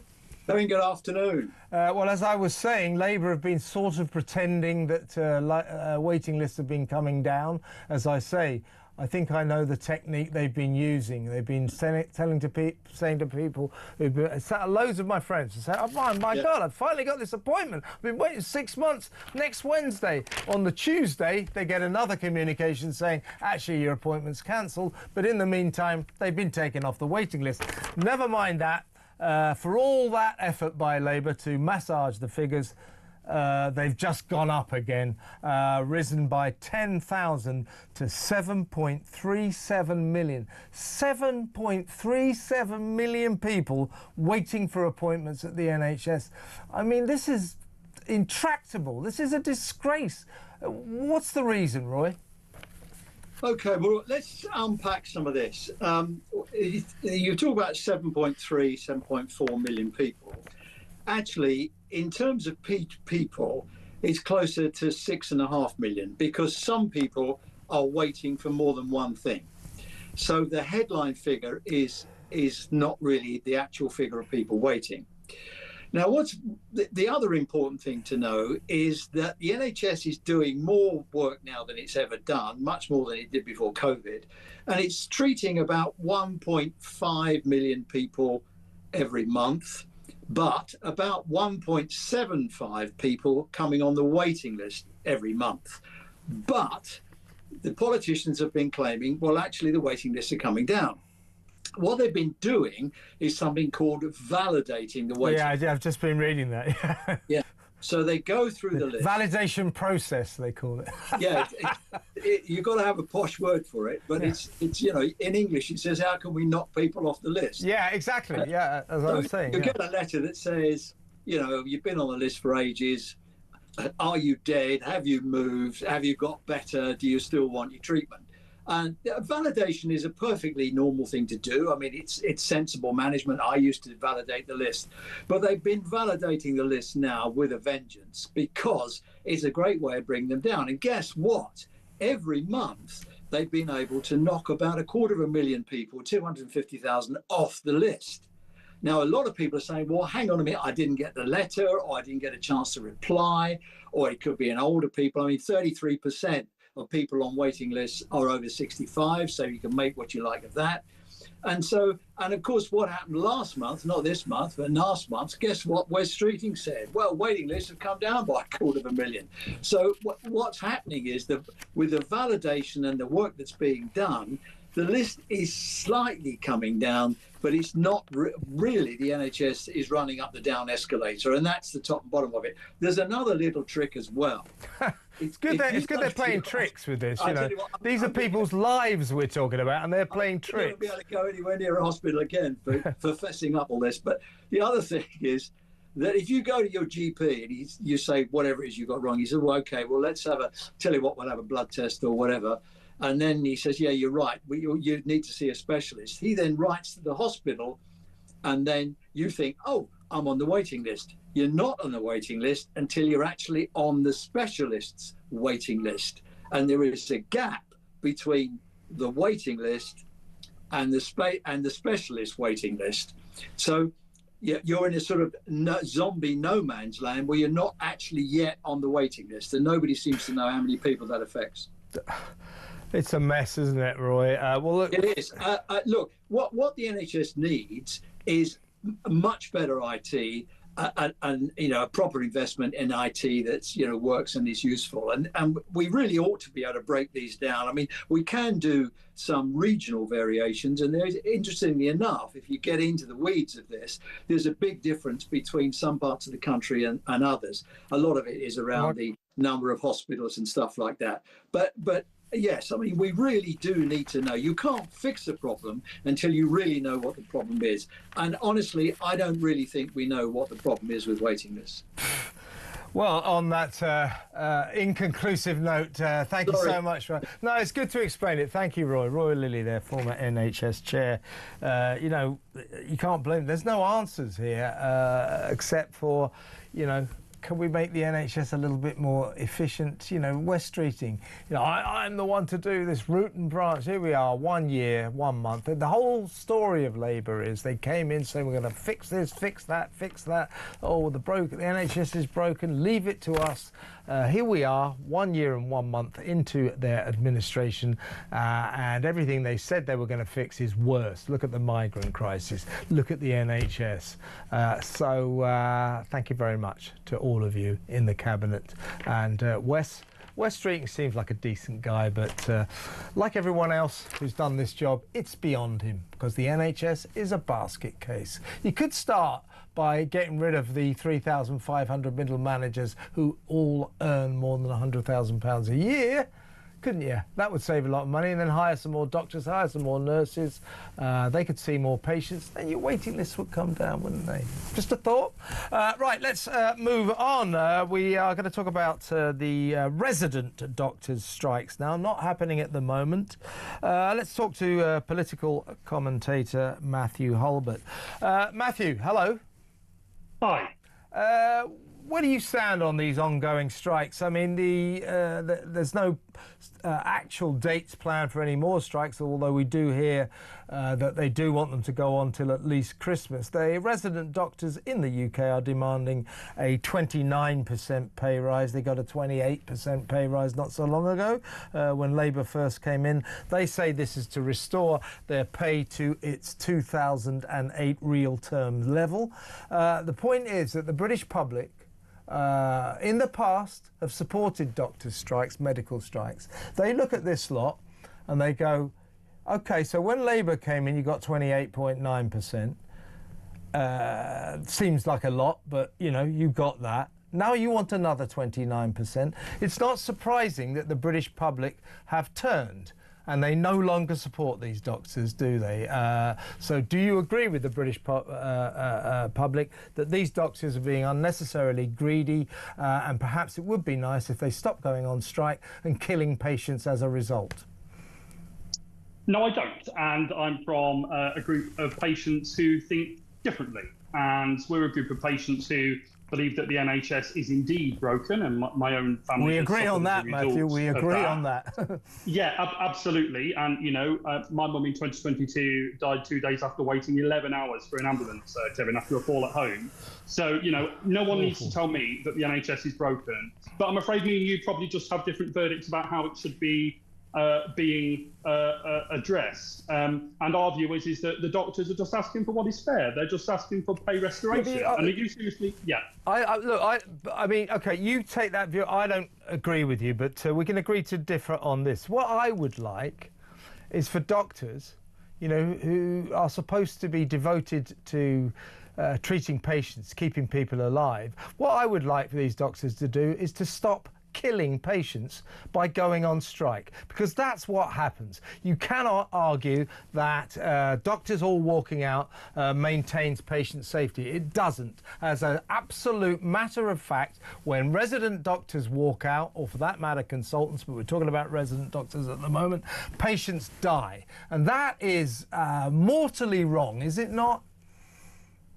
Well, of course, there's a real concern that, you know, bad things are going to happen as a result of people going on strike. But these doctors, Kevin, feel they have no other option but to go on strike. They feel, and you might disagree, that they are not being listened to by this government, that they're not getting the pay restoration that they and we as patients, at least some patients, believe they deserve. And so they feel that they have no other option but to go on strike. And so, you know, I mean, I'd like, you know, Wes Streeting to get them properly back round the table and to properly negotiate, but he doesn't seem to want to do that. Well, because I think he understands what the people of this country are thinking. A lot of these people on strike are getting £100,000 a year or more. Now, you say to the British people, oh, well, you know, they're only on 100 grand a year and they want more, that you're not going to get a well of sympathy there, are you?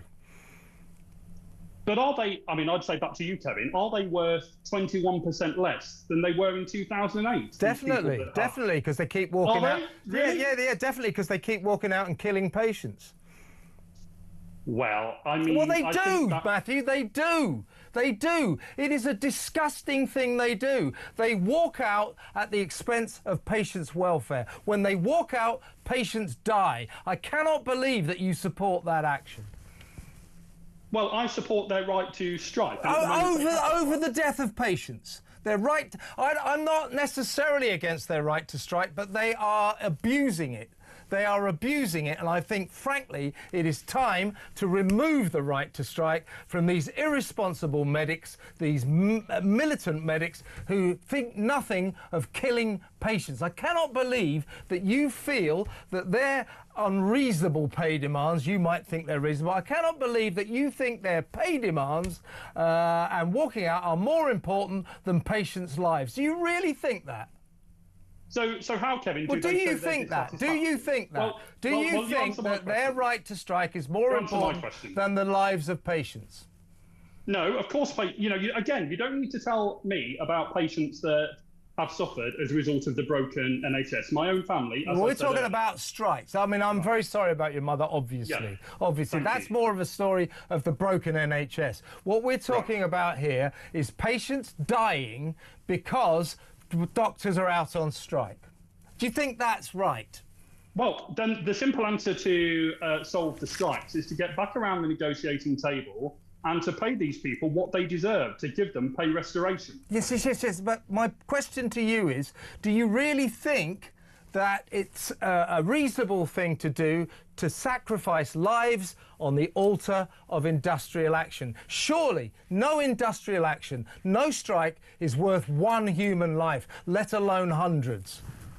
Well, this government claims did you think that? Do you think that? Do you think it's okay to go on strike and kill patients? Do you think that's all right? Hey, Kevin, let me get a couple of words out, mate. Come on.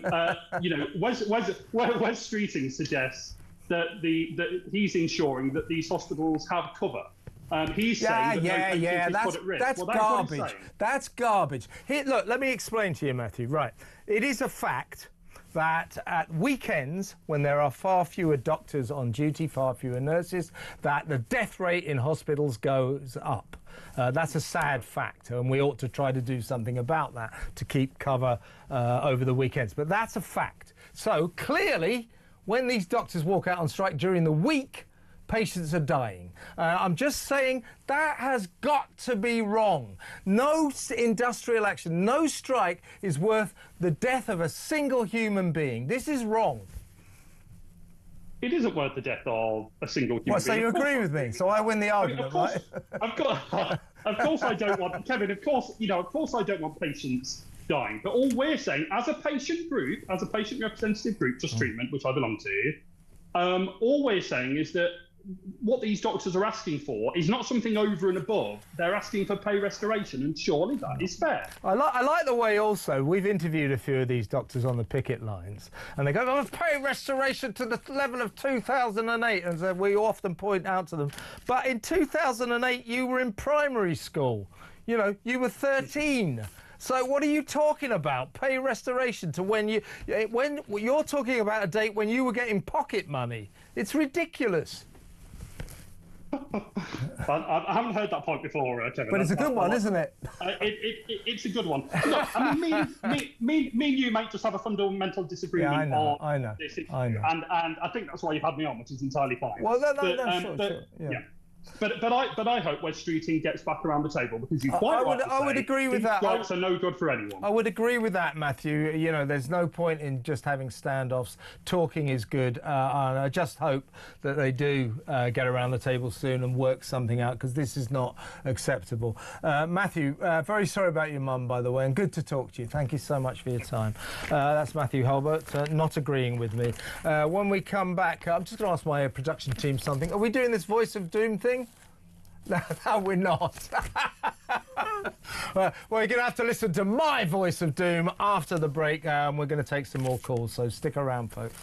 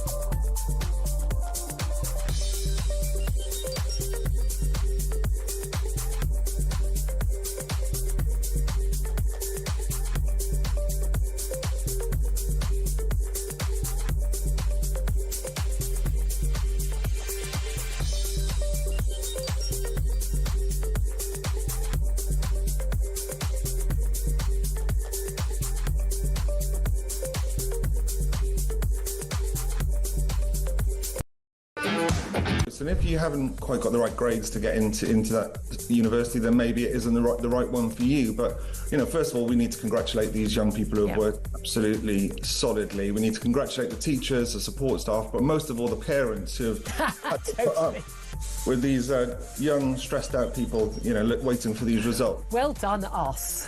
Absolutely, well done, us. And I don't think it was that long ago, Julia, that we would have been receiving our results. So, we can kind of think back to that kind of moment of joy. Quite a way back for me.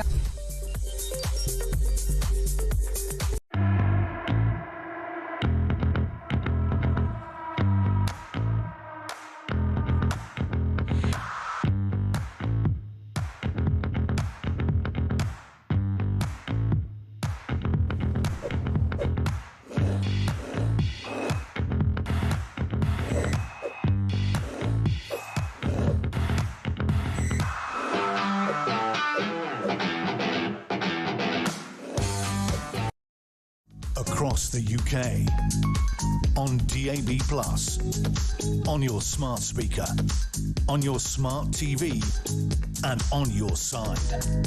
This is Talk. Welcome back. Yeah, these flags, these Union Jacks, are my message to Birmingham Council. They're busy pulling down Union Jacks and St George's flags today, VJ Day. Well done, Birmingham. Because they say that the patriots who put them up there are risking lives and these flags are dangerous. What a load of crap.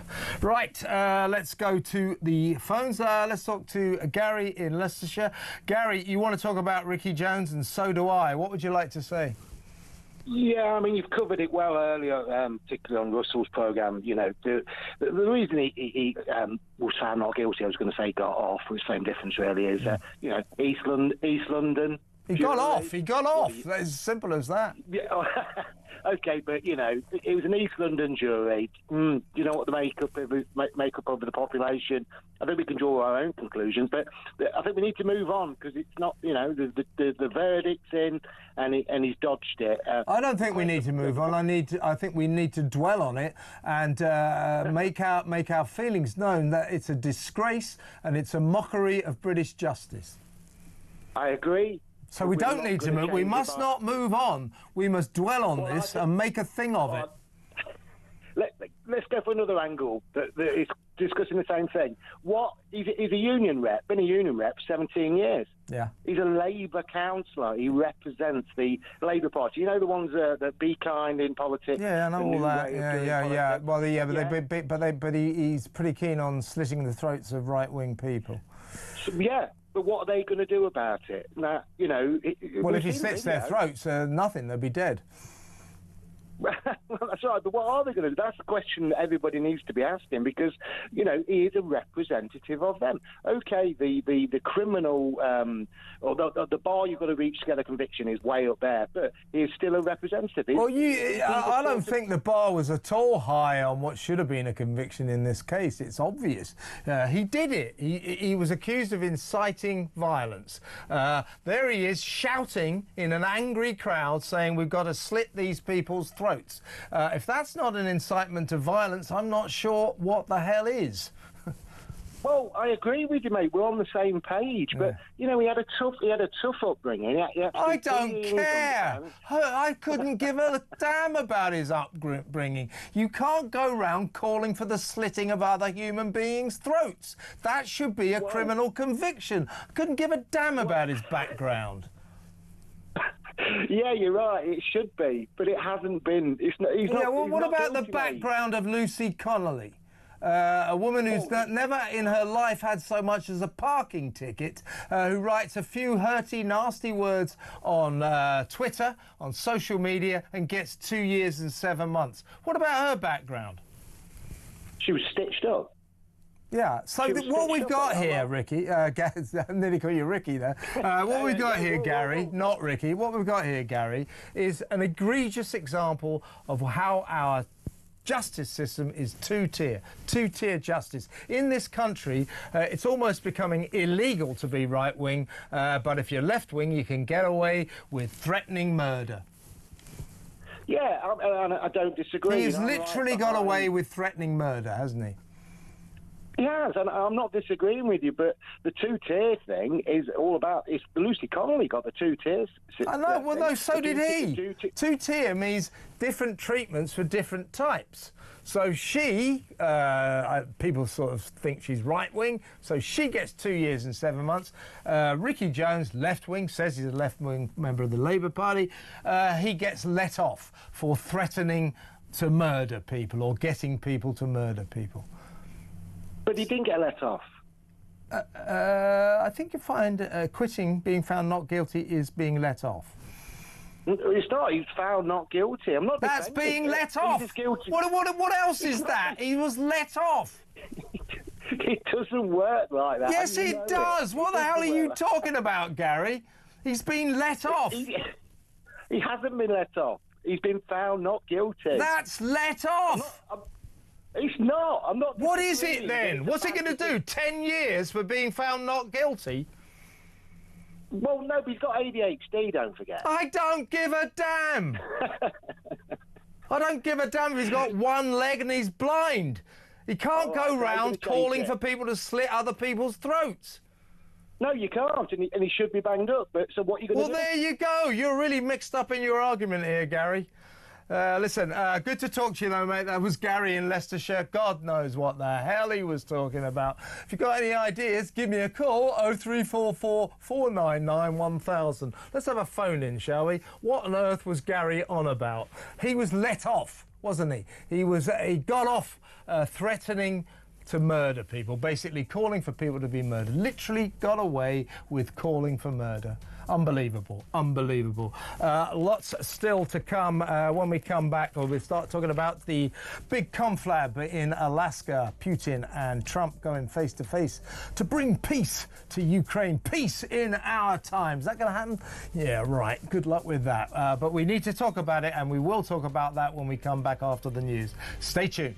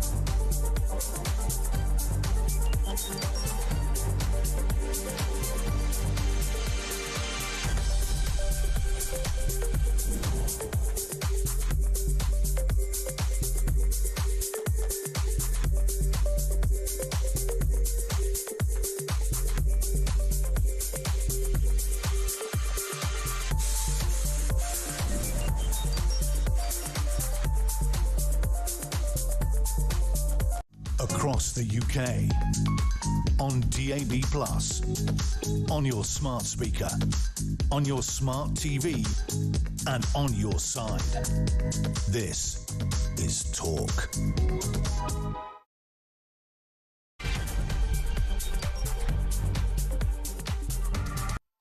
Welcome back. I'm not Ian Collins. I'm Kevin O'Sullivan. This is the Afternoon Empire.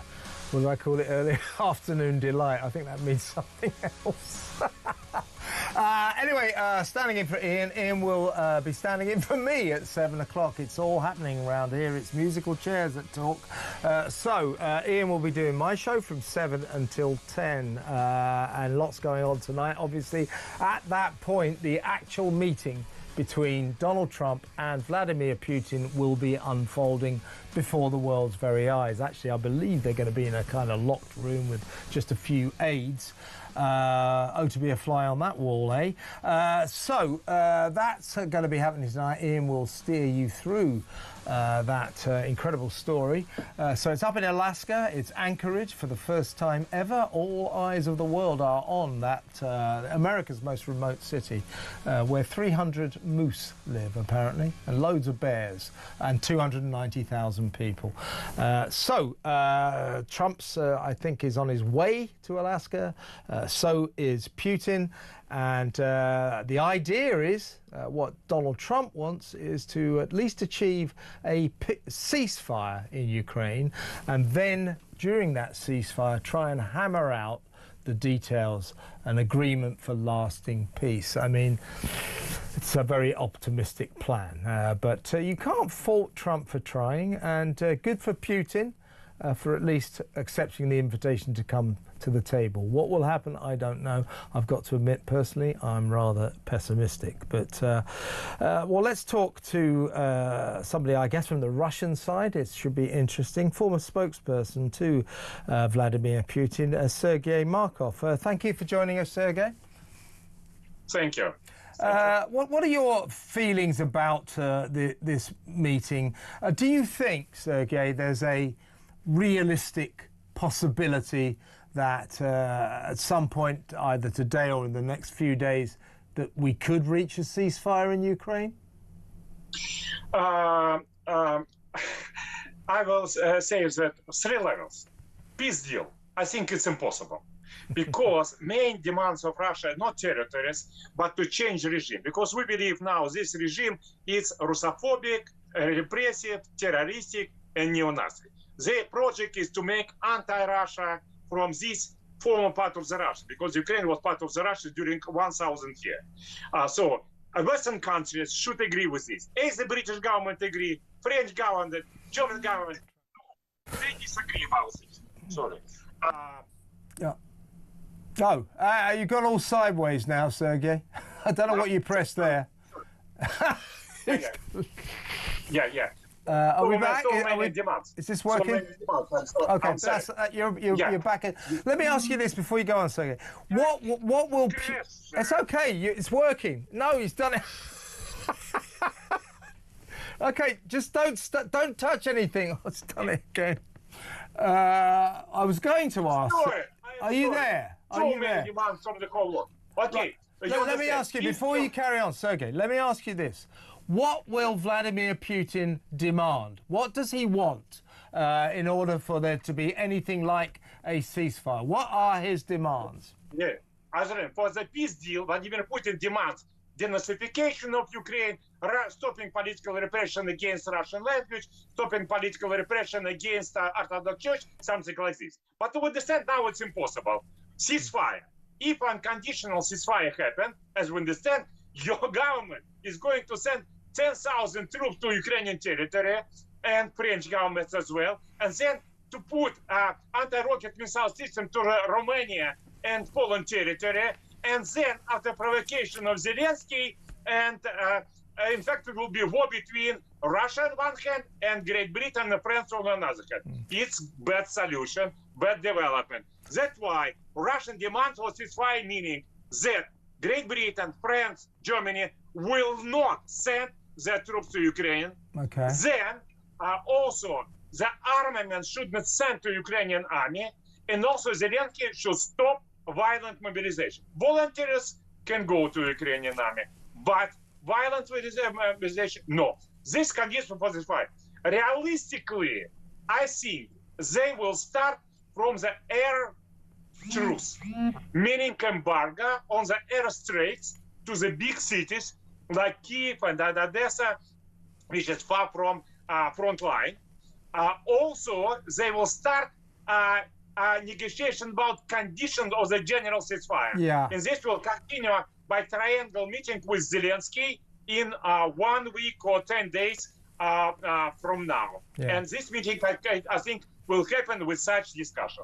Yeah, I agree with you. I think it's a very difficult situation, and I think the chances of any kind of agreement are pretty remote. Sergei, really good to talk to you. Thank you very much for your time. Sergei Markov, their former spokesperson to Vladimir Putin. I think what he was saying was that what the Europeans have been saying, what Zelensky is saying, Zelensky will not cede any territory. And of course, Putin wants territory. And therein lies the standoff, and probably, I think, an impossible standoff. And also, Putin is very worried about the increasing support by the European countries for Ukraine, and this suggestion that if there is some kind of peace, will go in as a peacekeeping force. Putin, massive no-no, that is. Let's now get the other side of the picture. Let's talk to the former Deputy Minister of Justice in the Ukraine, another Sergei Petukov. Sergei, thank you for joining us. Well, you heard what Sergei Markov was saying. I mean, the problem here, it seems to me, is, Putin's demands, are basically going to be cessation of territory by Ukraine, possible even total domination of Ukraine by Russia. Ukraine's not going to agree to that. I think that, do you agree with me that both sides are so far apart that the chances of a ceasefire being agreed in Alaska are pretty remote? Unfortunately, I have to agree. Putin feels that he's winning the war. His troops are moving slowly and taking more of Ukrainian towns and villages day by day. And he also sees that neither Trump nor European allies are willing to sacrifice their own troops in Ukraine. So what he needs right now is some sort of a ceasefire where he can regroup his own troops and rebuild his own economy, while most of the sanctions to be lifted from him, and also to guarantee that Ukraine does not get the military and economic support. And in this way, if he gets a ceasefire like that, the time is going to work for him and not for Ukrainians on the ground. So I think that's what he wants from this meeting. He definitely does not want a peace agreement. He does not trust Trump or European leaders. He does not need to stop the war at this point of time because he feels he's winning. And also he has the support within his own country for that. Yeah, but that's my feeling. I think, I was going to say deep down, it's not deep down. Putin doesn't particularly want peace. He doesn't particularly want a ceasefire. As you say, if he got a ceasefire on his terms, he could use it to regroup. But he feels he doesn't particularly need a ceasefire, and he's not particularly interested in peace.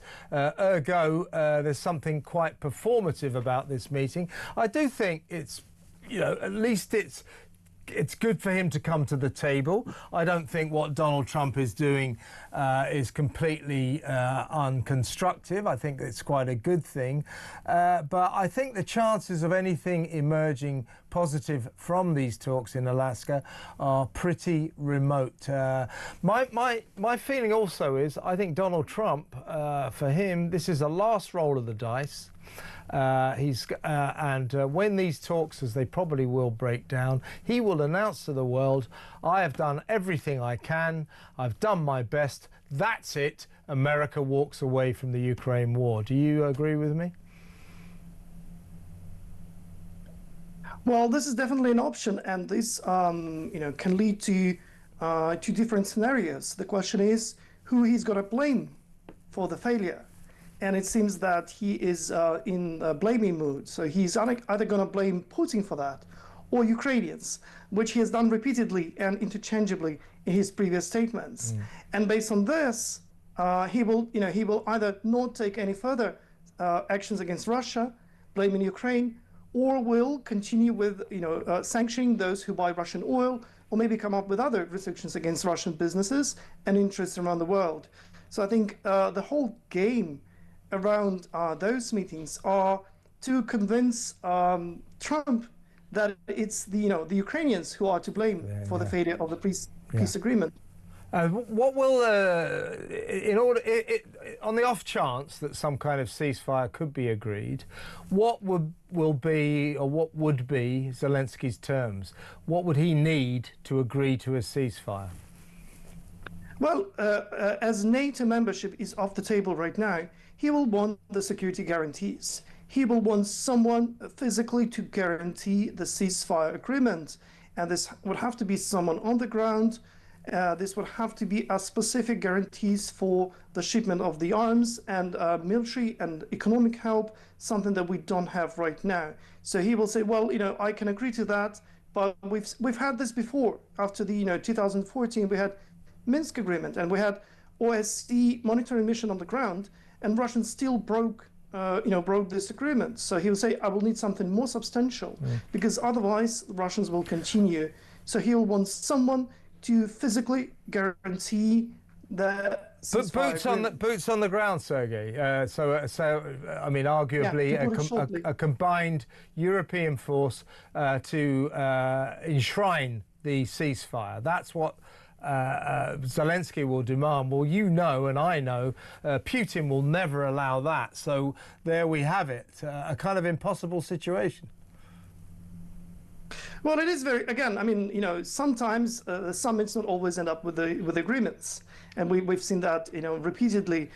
So again, I don't think there's many hopes on both sides of Atlantics on the success of these negotiations. They already been framed as preliminary talks, which is, again, I think after the conversation with the European allies has changed the way the Americans see the perspective of these conversations. Again, they might lead to something else, even some sort of agreement on, for example, ceasefire in the air would definitely benefit the Ukrainian cities and people living in them, because they are being bombarded every night. Or some other agreements, partial agreements, again, exchanging the prisoners of war, or more importantly, civilians that are illegally detained and tortured by Russia. Any of those little things would be still important to Ukrainians, and I think that they are worth the effort. If that happens, we will already see a benefit from any of those meetings. Last question, Sergei. Clearly, if we move on from a ceasefire to the vague outside possibility of lasting peace, that will involve Putin's demands for territory.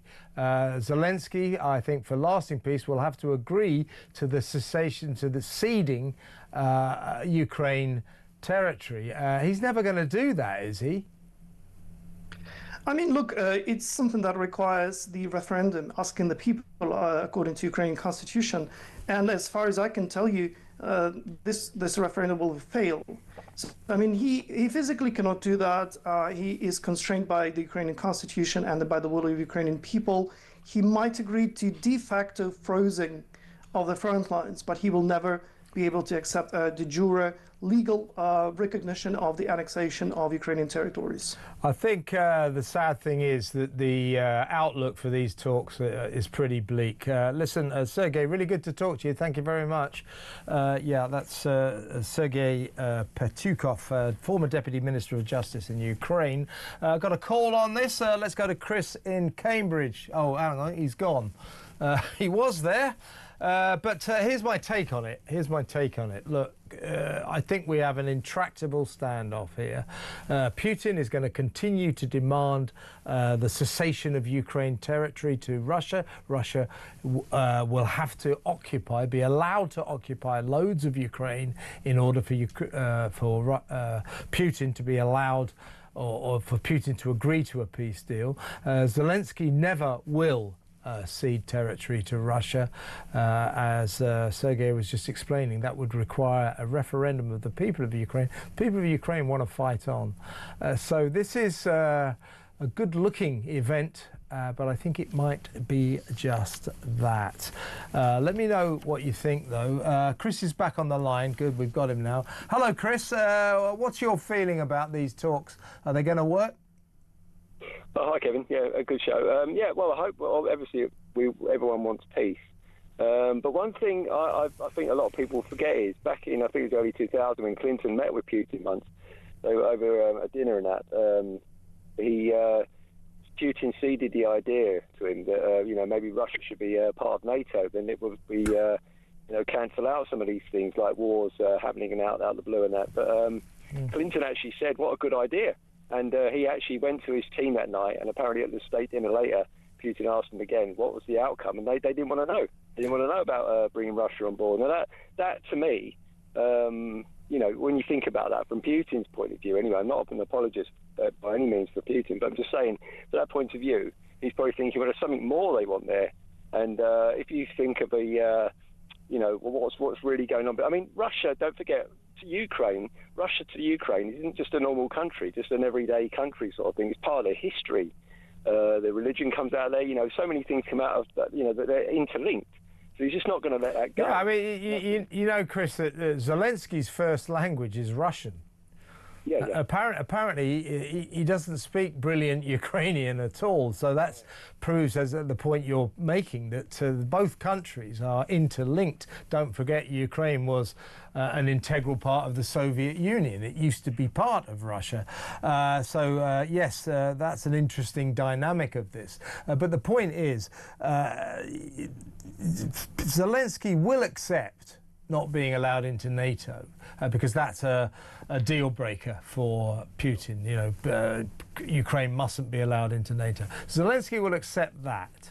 But what he won't accept is ceding any territory at all to Russia. And of course, central to Putin's demands for peace, or to what he will demand if he gets peace, is that he wants vast swathes of Ukrainian territory.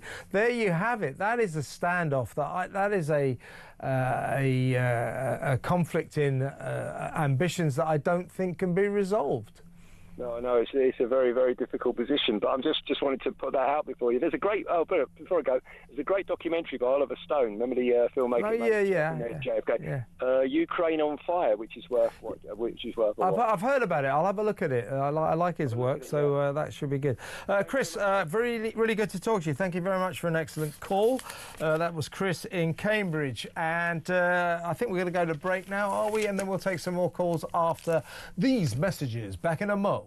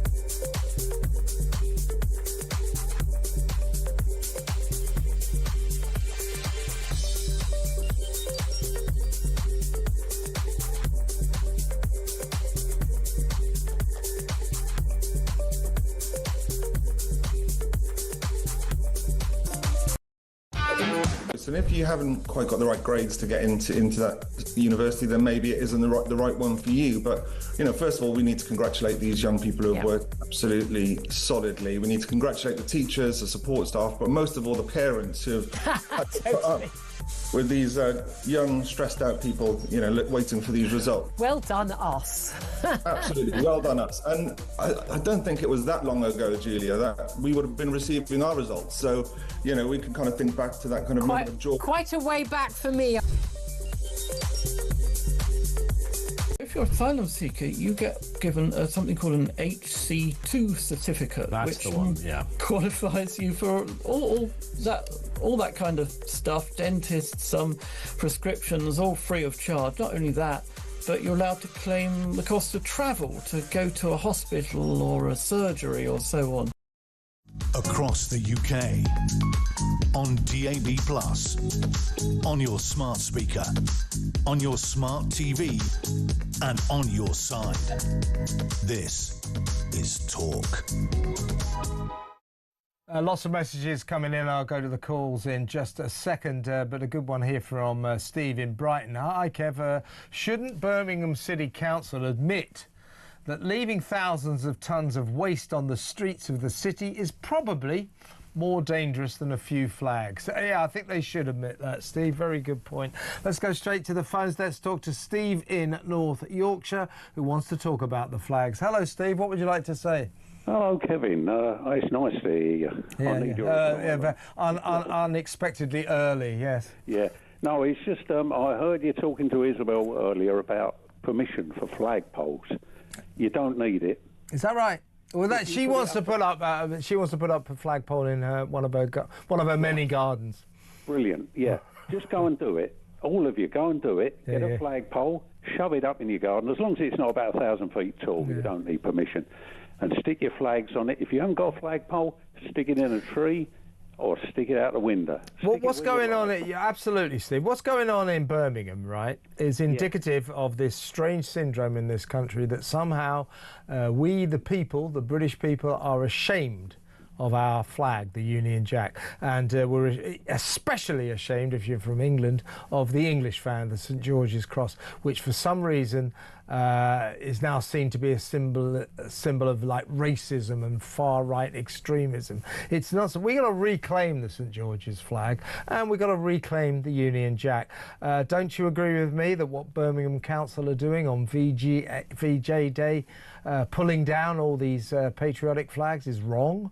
Of course it's wrong, yeah, absolutely. And when it was, what's the other? I've forgotten what it was, D-Day, we had 3 or 4 flags up, one for each of the forces, Army, Navy and Air Force, in the garden, right?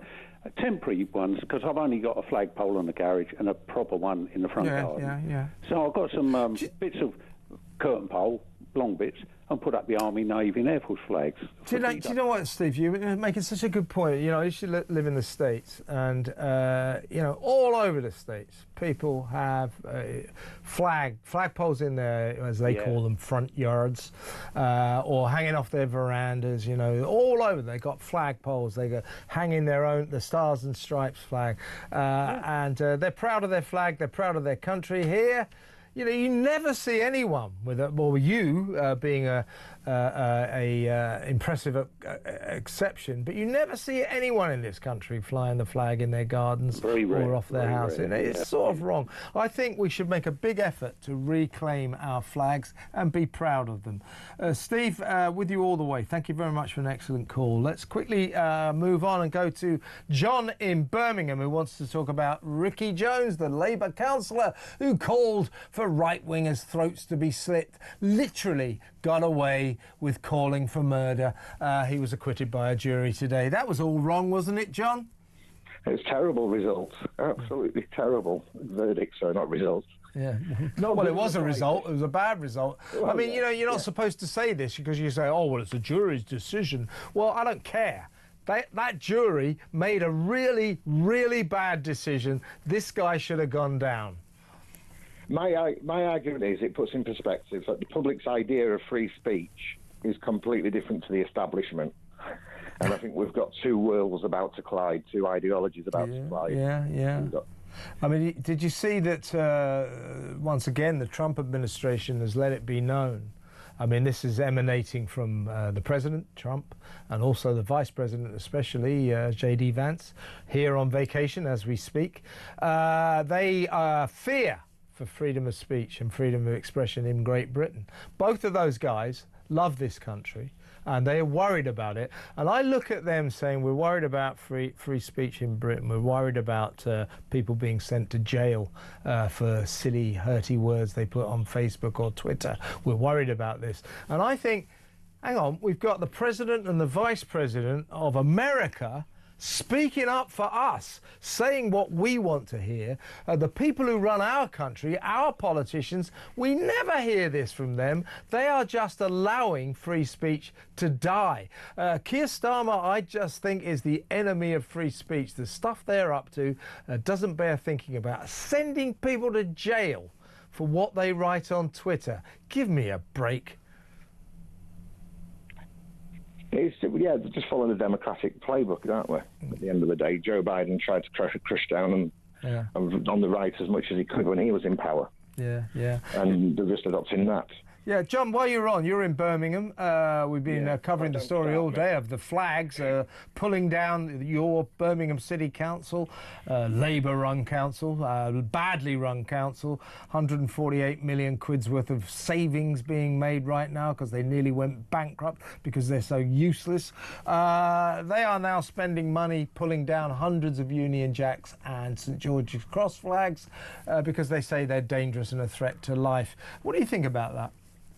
I think the reservoir at Garrett's Green looks lovely with all the flags lining it at the moment. You go over the wall at the reservoir and every lamppost has got a flag on it. Yeah, but the council's going to pull them down, right? The council, and it's just our mad council, isn't it? Why on earth did that to the library the other night? I don't know. That should be red, white and blue. Yeah, exactly, John. Exactly, John. Listen, good to talk to you, and get out there and enjoy the flags while you still can. Let's go to break now. When we come back, our friend Greg Swenson, he's in Chicago. He's in Washington, I've just found out. That guy gets around. But seriously, he's obviously based here in London most of the time. He is the chairman of the Republican Overseas Organisation, an excellent observer of American politics and indeed British politics. Let's find out what he makes of the summit, the Peace Summit in Alaska, in Anchorage. 290,000 people live there and 300 moose. Is it, you say moose, don't you, as opposed to mooses? I don't know. Should we have a phone? Should we have a phone in about that? Is it moose or mooses? 0344 499 1000. No, I do think it's moose. Anyway, there's 300 of them live in Anchorage. Putin and Trump are descending on Anchorage as we speak and will soon launch into their peace summit, Peace in Our Times for Ukraine. Do we think that'll happen? I doubt it, but lots to talk about. We'll talk to Greg after this break. Stay tuned.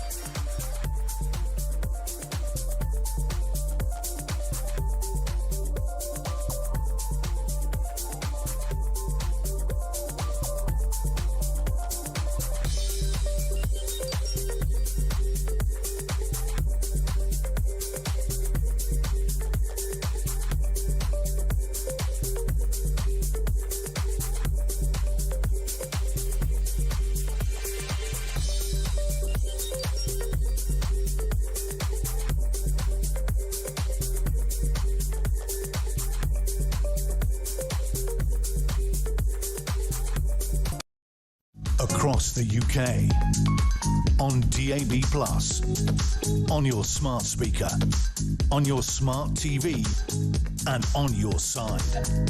This is Talk. Welcome back. I've got a good message here from Nick. He says, "Hi Kev, nice to hear you in the afternoon for a change. Don't forget to leave the sarcasm tap on full." Nick, it's always on full, you know me. But let's not be sarcastic about what's going on in Alaska. Total waste of time. No, seriously, we should be not optimistic. Let's try to be optimistic. Let's hope that they achieve something in Anchorage. I do think it's at least good that Putin and Trump are around the table. As for the prospects of anything concrete emerging from those talks, I doubt it somehow, but let's not be pessimistic at this stage, and let's talk to a man who's probably got an insight into something of what might be going on up there. It is our friend over there in Washington at the moment, Chairman of the Republican Overseas UK here in London, Greg Swenson. Hi, Greg. Great to see you, Kevin. Always a pleasure. You get around, don't you, mate? Listen, let me give you my view of what's going, my almost certainly incredibly wrong view of what's going on in Anchorage. I think for Trump, I posted this on Twitter today, it's a win-win situation. He's done well to persuade Putin to come to the table. It's great optics. The two most powerful men on the planet together in the room discussing the potential for peace in Ukraine. Very nice sounding operation and a very nice sounding event. Now for him, for Trump, it goes like this. If in the unlikely event that he achieves a ceasefire, or even in the more unlikely event he achieves lasting peace, great, he's the world hero. I always think it's a bit crass to talk about his desire for a Nobel Peace Prize, but if he pulls this off, he probably would get one. I don't think that's his reason for being there. I think he genuinely wants peace. So win-win. The other element of the win is if it all breaks down, because Putin is going to bring a wrecking ball to these talks. You know what he's like. Donald Trump will be able to say to the world, with some justification, I tried my level best. I did everything I could. What more could I have done? But that's it. He says no, that's it.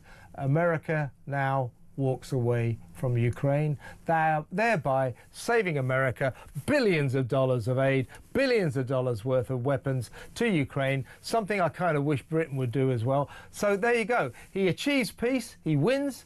He doesn't achieve peace, he wins. Do you see what I'm saying? Do you agree? Yeah, it's a great point. And the president, I've got real confidence that he's going to get something done. And as you said, if he doesn't, it's all about Putin. And that will just unify the West, especially the Europeans, against Putin. So, yeah, it's probably a win-win for Trump. I don't think he would have gone to this meeting or arranged it if it wasn't. But I think that something that's overlooked a lot, especially in the corporate media, is the fact that President Trump he likes to talk business, and I think he won't dwell too much on the land swaps, as he calls them, or the kind of nitty-gritty of the war. He's going to think big. He's going to look at the big picture. He's bringing Scott Bessent, the Secretary of the Treasury, to the talks. Yes, he's bringing the Secretary of Defense, he's bringing the Secretary of State, but importantly, he's bringing the Treasury Secretary. And I think what that says is they're going to talk business. Putin's in a real pinch. They're spending $300 million a day on this war. That's 40% of government spending. It's 8% of GDP, and their GDP is anemic. It's hardly growing. The National Welfare Fund, which he's been looting for this war, has gone from 117 billion to 35 billion in 3 years. Mm-hmm. So inflation's officially at 9%, but potatoes are at 62% year over year. Bread is at 18%. Some of these real staples that hurt the poor, which is half the country. So I don't know how long he can sustain this. And then, not to mention 30,000 dead or severely injured a month. Excuse me. So I think he's in a real pinch. What Trump is going to propose is joint exploration of oil and gas reserves in the Arctic. It's a massive amount of oil and gas, and it's what could get Putin out of his economic trough. I'll tell you what, Greg, when they get around the table, I hope they haven't got hiccups. Like you. Yeah. It's early here. Yeah, it's okay. It's only 10:30. Yeah. I haven't been drinking. Yeah, you okay? No, I'm not saying you are. You okay? Seriously, you're all right? Yeah, totally. Okay, totally. Right. Look, here's the problem, though. I think you're right. I think Trump's going there with good intentions, and he's serious. He would love to strike some kind of deal. The problem is, Putin is going to be trouble here, isn't he? He is demanding He's demanding a cessation of territory. He's demanding, basically domination of Ukraine. Zelensky's never going to agree to that. Right. Therefore, you have an impossible standoff. I think Zelensky's also, or rather, Putin is still pretty circumspect about the idea of bringing Zelensky into these talks in the next few days at all. Zelensky's prepared to accept Putin's demands that Ukraine are not allowed into NATO. Zelensky will accept that. But what he will not accept is the cessation of any territory whatsoever. Now, Putin is never going to agree to that. He's going to demand territory. So, is there really any way through this for Trump? I think there is. I mean, of course, Zelensky says the Constitution won't allow him to cede any territory. But then again, he's sort of bent the rules on the Constitution a little bit already. So I don't think Putin will get or thinks he will get everything he wants. That's not really a negotiation. And I don't think Zelensky will get everything he wants. So this might take some time. There's going to be baby steps.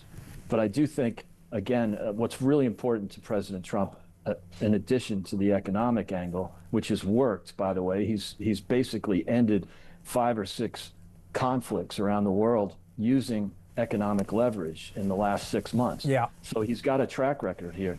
And I think he'll do that. But what's also really important is keeping China and Russia from forging a deeper relationship or partnership. And that's really important. And I know, on the ground in Ukraine, it's horrible. And everybody, what's really important to President Trump is stopping the killing.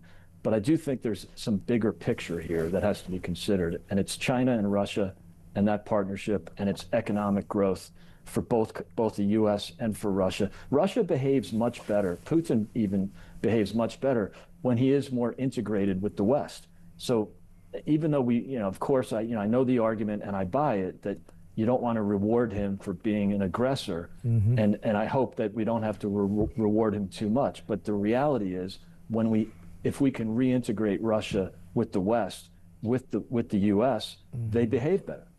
Yeah.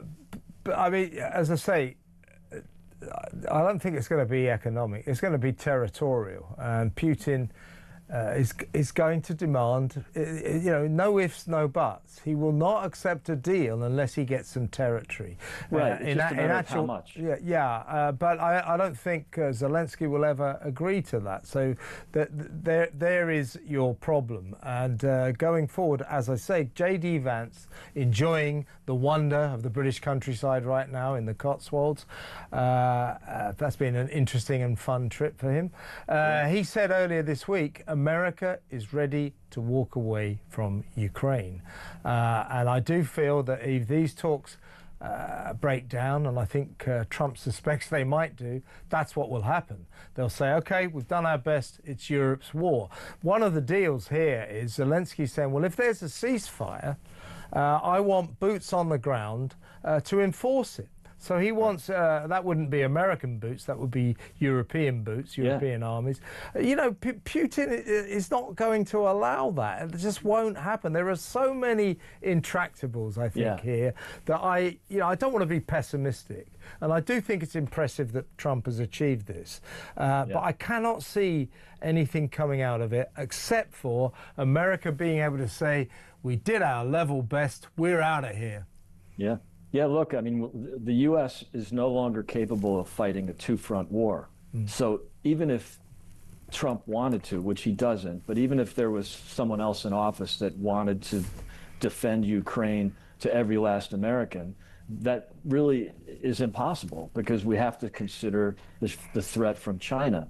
And so, 2 decades ago, Kevin, we were always prepared since World War II, always prepared to fight a two-front war like we did in World War II. That's no longer the case. During the Obama years, they cut it down to 1.5. I don't know how you fight half of a front, but and then, of course, in the Biden years, it came down to 1. So that's not something that's easily reversible. Not that we have the desire to do that, but we have to face the reality that even if there was someone in office who was was not an anti-war president like President Trump is, it would be really challenging for the U.S. to get involved in a great way and escalate with Russia. And remember, they have 4,500 nuclear weapons there, whether we like it or not. Yeah. Now, you're a great guy to answer this last question that I wanted to talk to you about. It's this. Now, if these talks do provide Trump with the opportunity to say, right, I've done everything I can, we're walking away from Ukraine, that's going to go down very well with millions and millions of Americans who are sick to death of America pouring billions of dollars into a far-off war. Wait a second, Greg. So again, win-win for Trump. Over here, I don't know if you saw the rather sickening pictures, was it yesterday, of, Starmer, hugging Zelensky as if they were lovers or something, and then going into the backyard of Number 10 and drinking coffee and all that.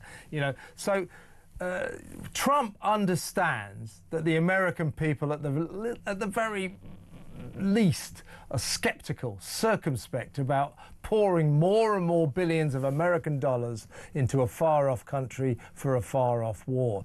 Our people here, they seem to think, you know about this, living here and everything, Starmer and the Tories, all the politicians in Westminster, seem to think that the people of Britain, oh great, yeah, we're four square behind you. Yeah, you keep giving Ukraine billions and billions of pounds and half of our military weapons and our air force. Yeah, we're right behind you. I don't think the people of Britain are right behind that. What do you reckon? I think when asked if they would send their sons and daughters to the battlefield, they would say no. And that's the reality. And by the way, as we all know, Great Britain can't afford to send all these weapons to Ukraine because there's no economic growth and there's no tax revenue, or there's no tax revenue growth, right? So I don't know how. Tell me about it. I don't know how all these welfare states, including the UK, are going to hit this 5% of GDP minimum on defense spending when their economies are absolutely anemic. Yeah, and so they don't get it. They don't understand that if you tax too much, which they're doing, they get less tax revenues. It's Laffer curve 101. But I do think in the U.S. it's kind of split, Kevin. It's interesting.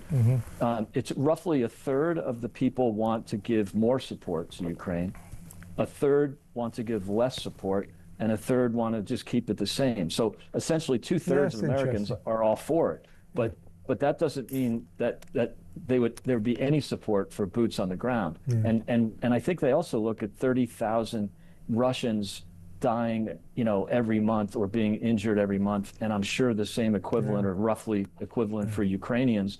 That's just unsettling. And so this thing's a stalemate. And 2 years ago, the President Biden's head of his head of defense, basically, not the defense secretary, but the chairman of the Joint Chiefs of Staff, is what it's called, approached him and said, okay, Ukraine, they were brave, they defended Kyiv, they didn't allow Russia to take over, but now we're in a stalemate and this war cannot be won. And the equivalent of the head of Joint Chiefs in Ukraine said the same thing to Zelensky. Good job, we defended the country, but now we're in stalemate mode and we can't win. The time to negotiate a peace is now. So Biden ignored Mark Milley, and Zelensky fired his equivalent of Mark Milley, and here we are 2 years later. Yeah, well, let's keep our fingers crossed, but I think it's a long shot. When are you coming back, Greg?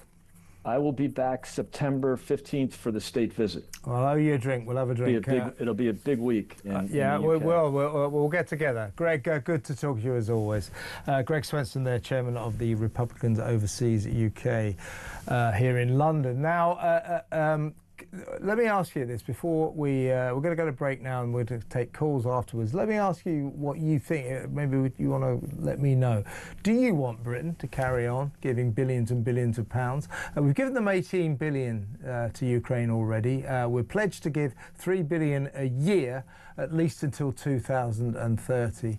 A lot of people might think, well, isn't that money that could be best spent on this country? We're in a pretty bad state and we're giving away all these billions. Do you want that to continue? Let me know. 0344 499 1000. Your call's next, so stick around.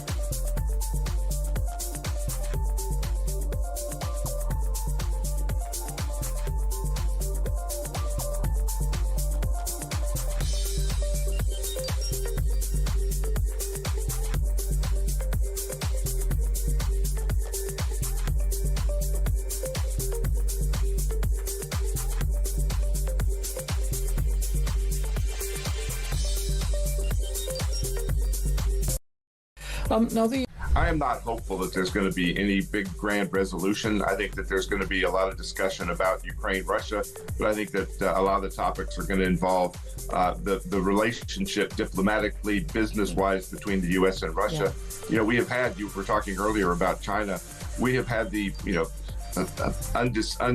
unprepared resolution of pushing Russia closer to China. And now we're doing the same thing with India and others because of our policies.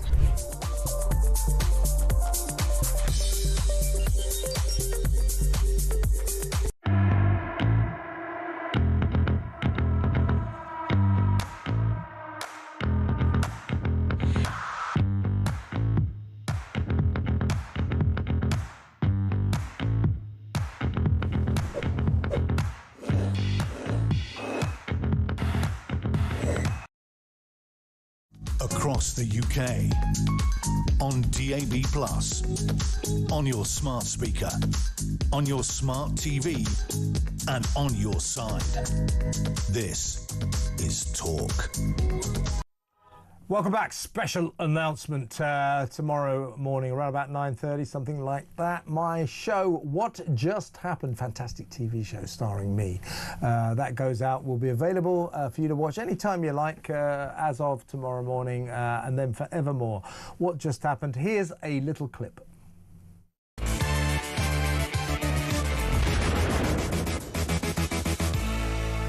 What just happened? Let's talk about the Meg spin. You know, depressingly, so many newspapers fell for it, hook, line and sinker. She obviously put this statement out, oh yeah, we've extended our deal, it's fantastic, it's fantastic. If you looked at the headlines, for example, in the New York Times and the Hollywood Reporter, they told the real story, downgraded deal.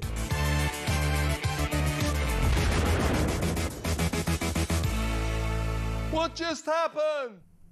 Fun and fury and so much more. That's tomorrow on YouTube. Don't miss it. It's fantastic. By the way, Peter Cardwell will be in about 10 minutes to take you through to 7 p.m. for Drive. And then, as I say, Ian Collins will be standing in for me. We've done a host swap. I'm going to take some calls in just a second. Here's a couple of WhatsApp voice notes. First of all, this is Guy on Putin. Sorry, it just sounds like we've all gone mad. Putin, who's murdered people in our country, murdered Navalny, murdered many other opposition people, Saakashvili. Now he's going to get some of Ukraine for what? Breaking the UN law, murdering innocent civilians because he wants what he wants. I'm sorry, but we shouldn't give him. We shouldn't give him like we gave him to Hitler. Yeah, different world these days. I do take your point. I mean, you know, Putin's not a good guy, but a lot of people in this world are not good guys. But do we reward the aggressor? Probably not. Here's another voice note again on Russia and Ukraine. This is Sam. Hi, Kev. Great show. I think Putin should be told, give the territory back. They won't join NATO. If he doesn't, then Ukraine will be allowed to join NATO. End of. Yeah, but then the war will probably carry on. But I take your point, Sam. Good one. Let's go to the phones. Louise in Kent. Hello, Louise. You want to talk about Councillor Ricky Jones, the man who got away with calling for murder? Yes, what strikes me about all of this, now, everybody comes out and says, well, yes, but Lucy pleaded guilty and signed a thing. Well, she did. We get that. But what needs to be looked at is who was the solicitor or who was advising her and saying to her what might happen. She was terrified, as I would be. Yeah. And you know, if I was being told that if you don't do this, if you go for it and you get caught, you'll be even worse off. You've got, you know, all of that. But we also saw that Labour MP who clocked somebody, got convicted, got locked up, and then within 3 days... Wasn't locked up, yeah, he succeeded. He then succeeded in getting it overturned to be suspended, and yet Lucy has been denied all sorts of things in prison, all because she said guilty, and yet actually, what was the advice she was given? Yeah, Louise, you're zoning in on a very important point. A picture has emerged. 385 people went to jail after those riots last summer, not only in Southport, around the country. We all remember them. Of those, incredibly, 12 went to jail for posting hurty words on social media, is that what has happened to this country, that people are going to jail for what they write on their keyboards. Absolutely ridiculous. But you're right. The point is, a lot of these people, a lot of the lefties and things go, yeah, well, they all pleaded guilty, so, well, you know, what, they obviously were guilty. Well, what seems clear is nearly all of them had legal aid lawyers legal aid lawyers are notorious for this. They just all say, look, you know, plead guilty and then you'll get a really light sentence. You know, you'll get lenience if you plead guilty. So they all did, took this advice. And so I'm pleading guilty, so you give me a nice, easy ride. They plead guilty, and they were banged up for 2 years, 3 years. You know, so in other words, they were given this advice, and it was bad advice because the courts had other ideas. It's a good point you're making, Louise. Yes, I mean, that's what I'm feeling. Because if you notice, all the people who've not done, you know, gone for a jury trial, the Labour people, clearly they knew their stuff. They knew what they were doing. If I go for a jury trial, I'll get off. Yeah. And yet people, innocent people like me, who wouldn't know what to do. Yeah, exactly right, exactly right, yeah. Would be taking advice of somebody who I think's coming in to give me the right legal aid advice. Yeah. I take their advice and you're banged to rights. This is what they do, Louise. If you're a Tory as well. Yeah. Well, you know, it's illegal to be right-wing these days, but if you're left-wing, you can get away with calling for people's throats to be cut. Welcome to modern Britain. But you're absolutely right, Louise. A lot of these people who went to jail, well, they pleaded guilty. They were told, you plead guilty, you just walk out of here with a fine, and then they got 2 years. So that's exactly what happened. That's what happened to Lucy Connolly, a woman who before her downfall, as it were, before she was sent to jail, had never had so much as a parking ticket. Absolutely wrong. She's getting out next week, and about time too. Louise, good to talk to you. Thank you for a good call. Let's move straight on and talk to Gary in Derbyshire. You want to talk about the peace talks, Gary? What do you reckon? Yes, yeah. Afternoon, Kevin. Listen, I could have sorted this out in 24 hours. Oh, yeah. How would you have done that, Gary? Right. Let's say what this war's about. It's not about say if it were all cornfields, they wouldn't be fighting over it. It's all about precious metals, oil, and coal, and whatever. It's also Gary. It's very much about Russian imperialism. Putin's sacred mission is to somehow restore the Soviet empire, like the Soviet Union. Ukraine used to be a part of that. It's not just about minerals. He has a mission. He wants to restore the greatness, as he sees it, of the Soviet Union. Now, how do we stop this war, right? President Trump says Kiev owes him billions of pounds in munitions, technology. Yeah. So this is what happens. Trump sets workers digging in Ukraine. He sent the bulldozers out, extracting this precious metal. Now, Putin's got a big decision. Am I going to keep firing rockets at the risk of hitting Americans? And this will be the standoff. This will stop it. Russia will think twice against bombing where that's an idea that's been mooted before. It hasn't happened yet. Trump's got his eyes on all of these rare earth minerals, and that would involve American workers going into Ukraine. And yes, Russia would think twice before bombing that kind of area. But whether or not that is a solution to the war, I think is a bit of a long shot, Gary, to say the least. But you have some nice ideas, optimistic though they are. Thank you for a good call, Gary. Gary in Derbyshire there. He knows how to solve this war. Peter Cardwell is in the studio, and he's wearing shorts. Do you know how to solve this war? I must say I don't actually know how to solve this war. I think I'd be probably. You should talk to Gary in Derbyshire. He knows how to solve it. I love your flags, by the way. Yeah, we put these up as a message to Birmingham. You know, Birmingham said that these flags are dangerous and a risk to life. Indeed. So you see how brave I am? Although if they fall on you and knock you out or something. Yeah, exactly. They were very hard to hang up, I'll tell you that. Well, it's also Victory in Japan Day, so, it's patriotic. Well, you can have them. You inherit them. I think they should be up for the rest of the day. Excellent. Well, if there's one thing I know about coming from Northern Ireland, it's flags. Let me tell you.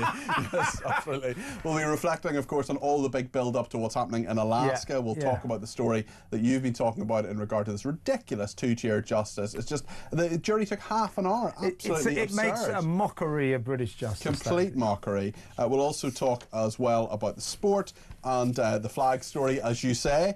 And John Simpson criticised over debunked data on Gaza journalist deaths. He sent out this thing that was completely wrong. Yeah, I mean, John Simpson, it's incredible. He's still employed by the BBC and he's 126 years old. I mean, how much longer is he going to stay? He literally is a living dinosaur.